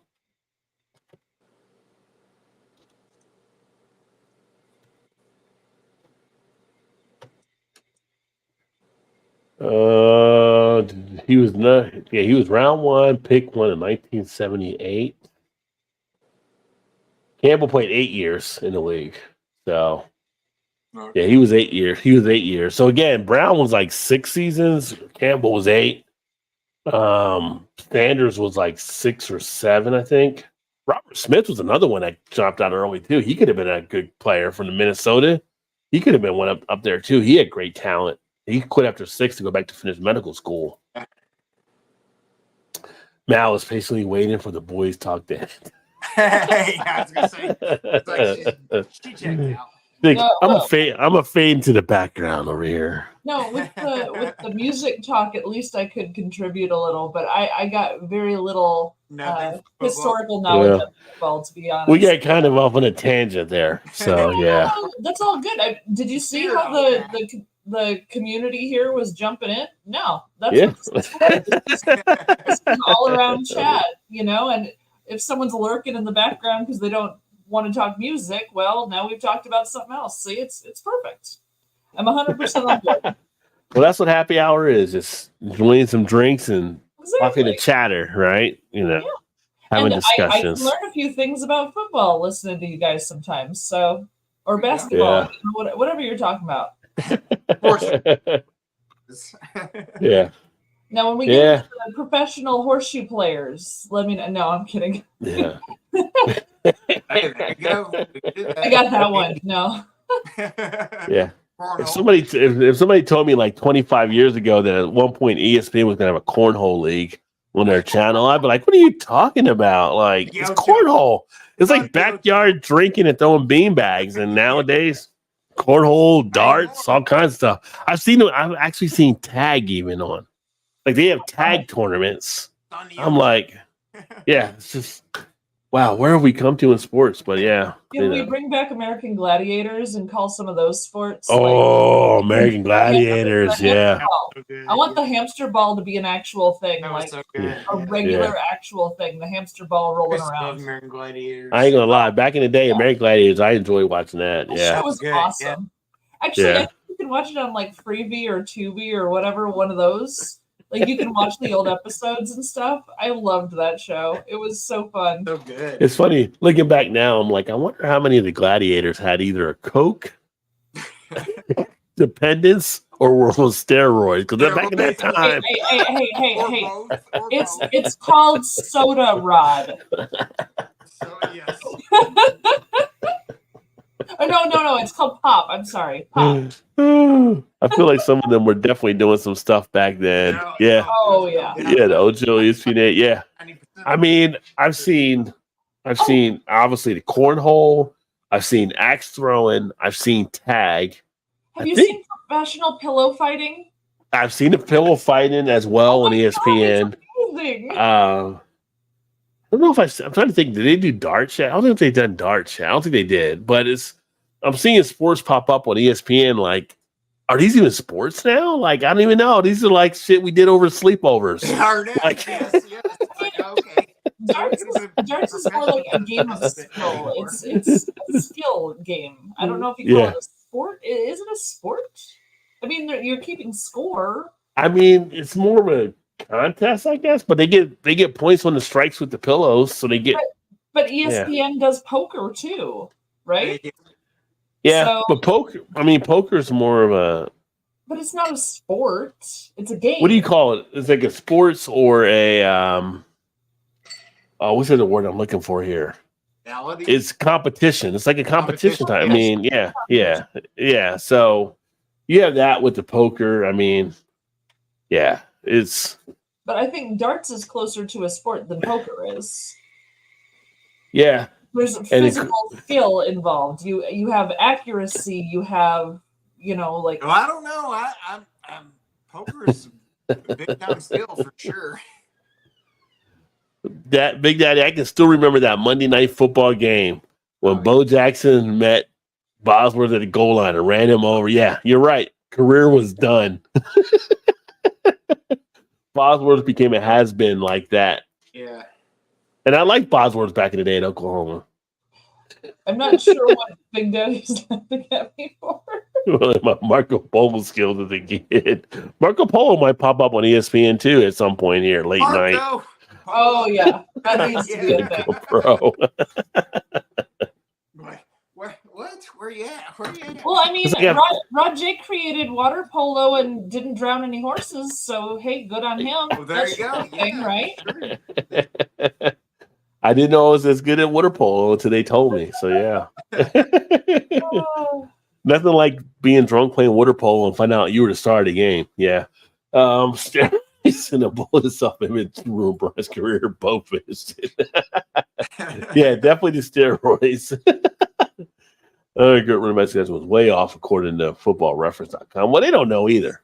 You know, we've all, you know, people make lists, but lists are lists. And that's the whole thing you have. It's kind of like back in the day, college football. Now we got like 16 teams for the playoffs. So you had the playoffs, you're like, I think this person's better than this person, and blah, blah, blah.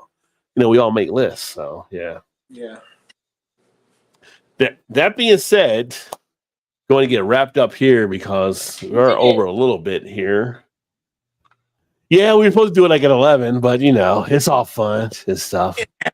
Oh, then we still have 34 minutes left. No, our 11, not your 11. Our 11 at your Eastern Standard Time, not Central Time. But we can hang out afterwards. So that being said, thanks for everybody that tuned in. Going to go ahead and get signed off here. Great time, great conversation. Next week we'll talk defensive side of the ball. We'll talk about some of your greatest defensive players, right? And some of the other good beers and stuff that we'll be doing. But thanks again to everybody that tuned in. Great to have Mal back from being sick. Yeah. Hopefully Mal can drink alcohol next week, so we'll see what happens there. So you got to tune in for that. Great having Todd back. So we'll see how Todd feels next week as well. I'll be here. He'll be here. So, but yeah, we'll go to get signed off here. But thanks for everybody tuned in. We can hang out for a little bit after and stuff too if you want. So that'll work. But I'm actually off tomorrow, so I'm good to go for the most part. Of course you are. It's a vacation week. Vacation week. You know. Speaking of which, I'll try to get the vacation videos up tomorrow on some of the beers and stuff I tasted. Some good stuff down in Virginia Beach. So that being said, we'll go ahead and get signed off. And hopefully you guys are having a great summer. And hopefully you're not like this guy here.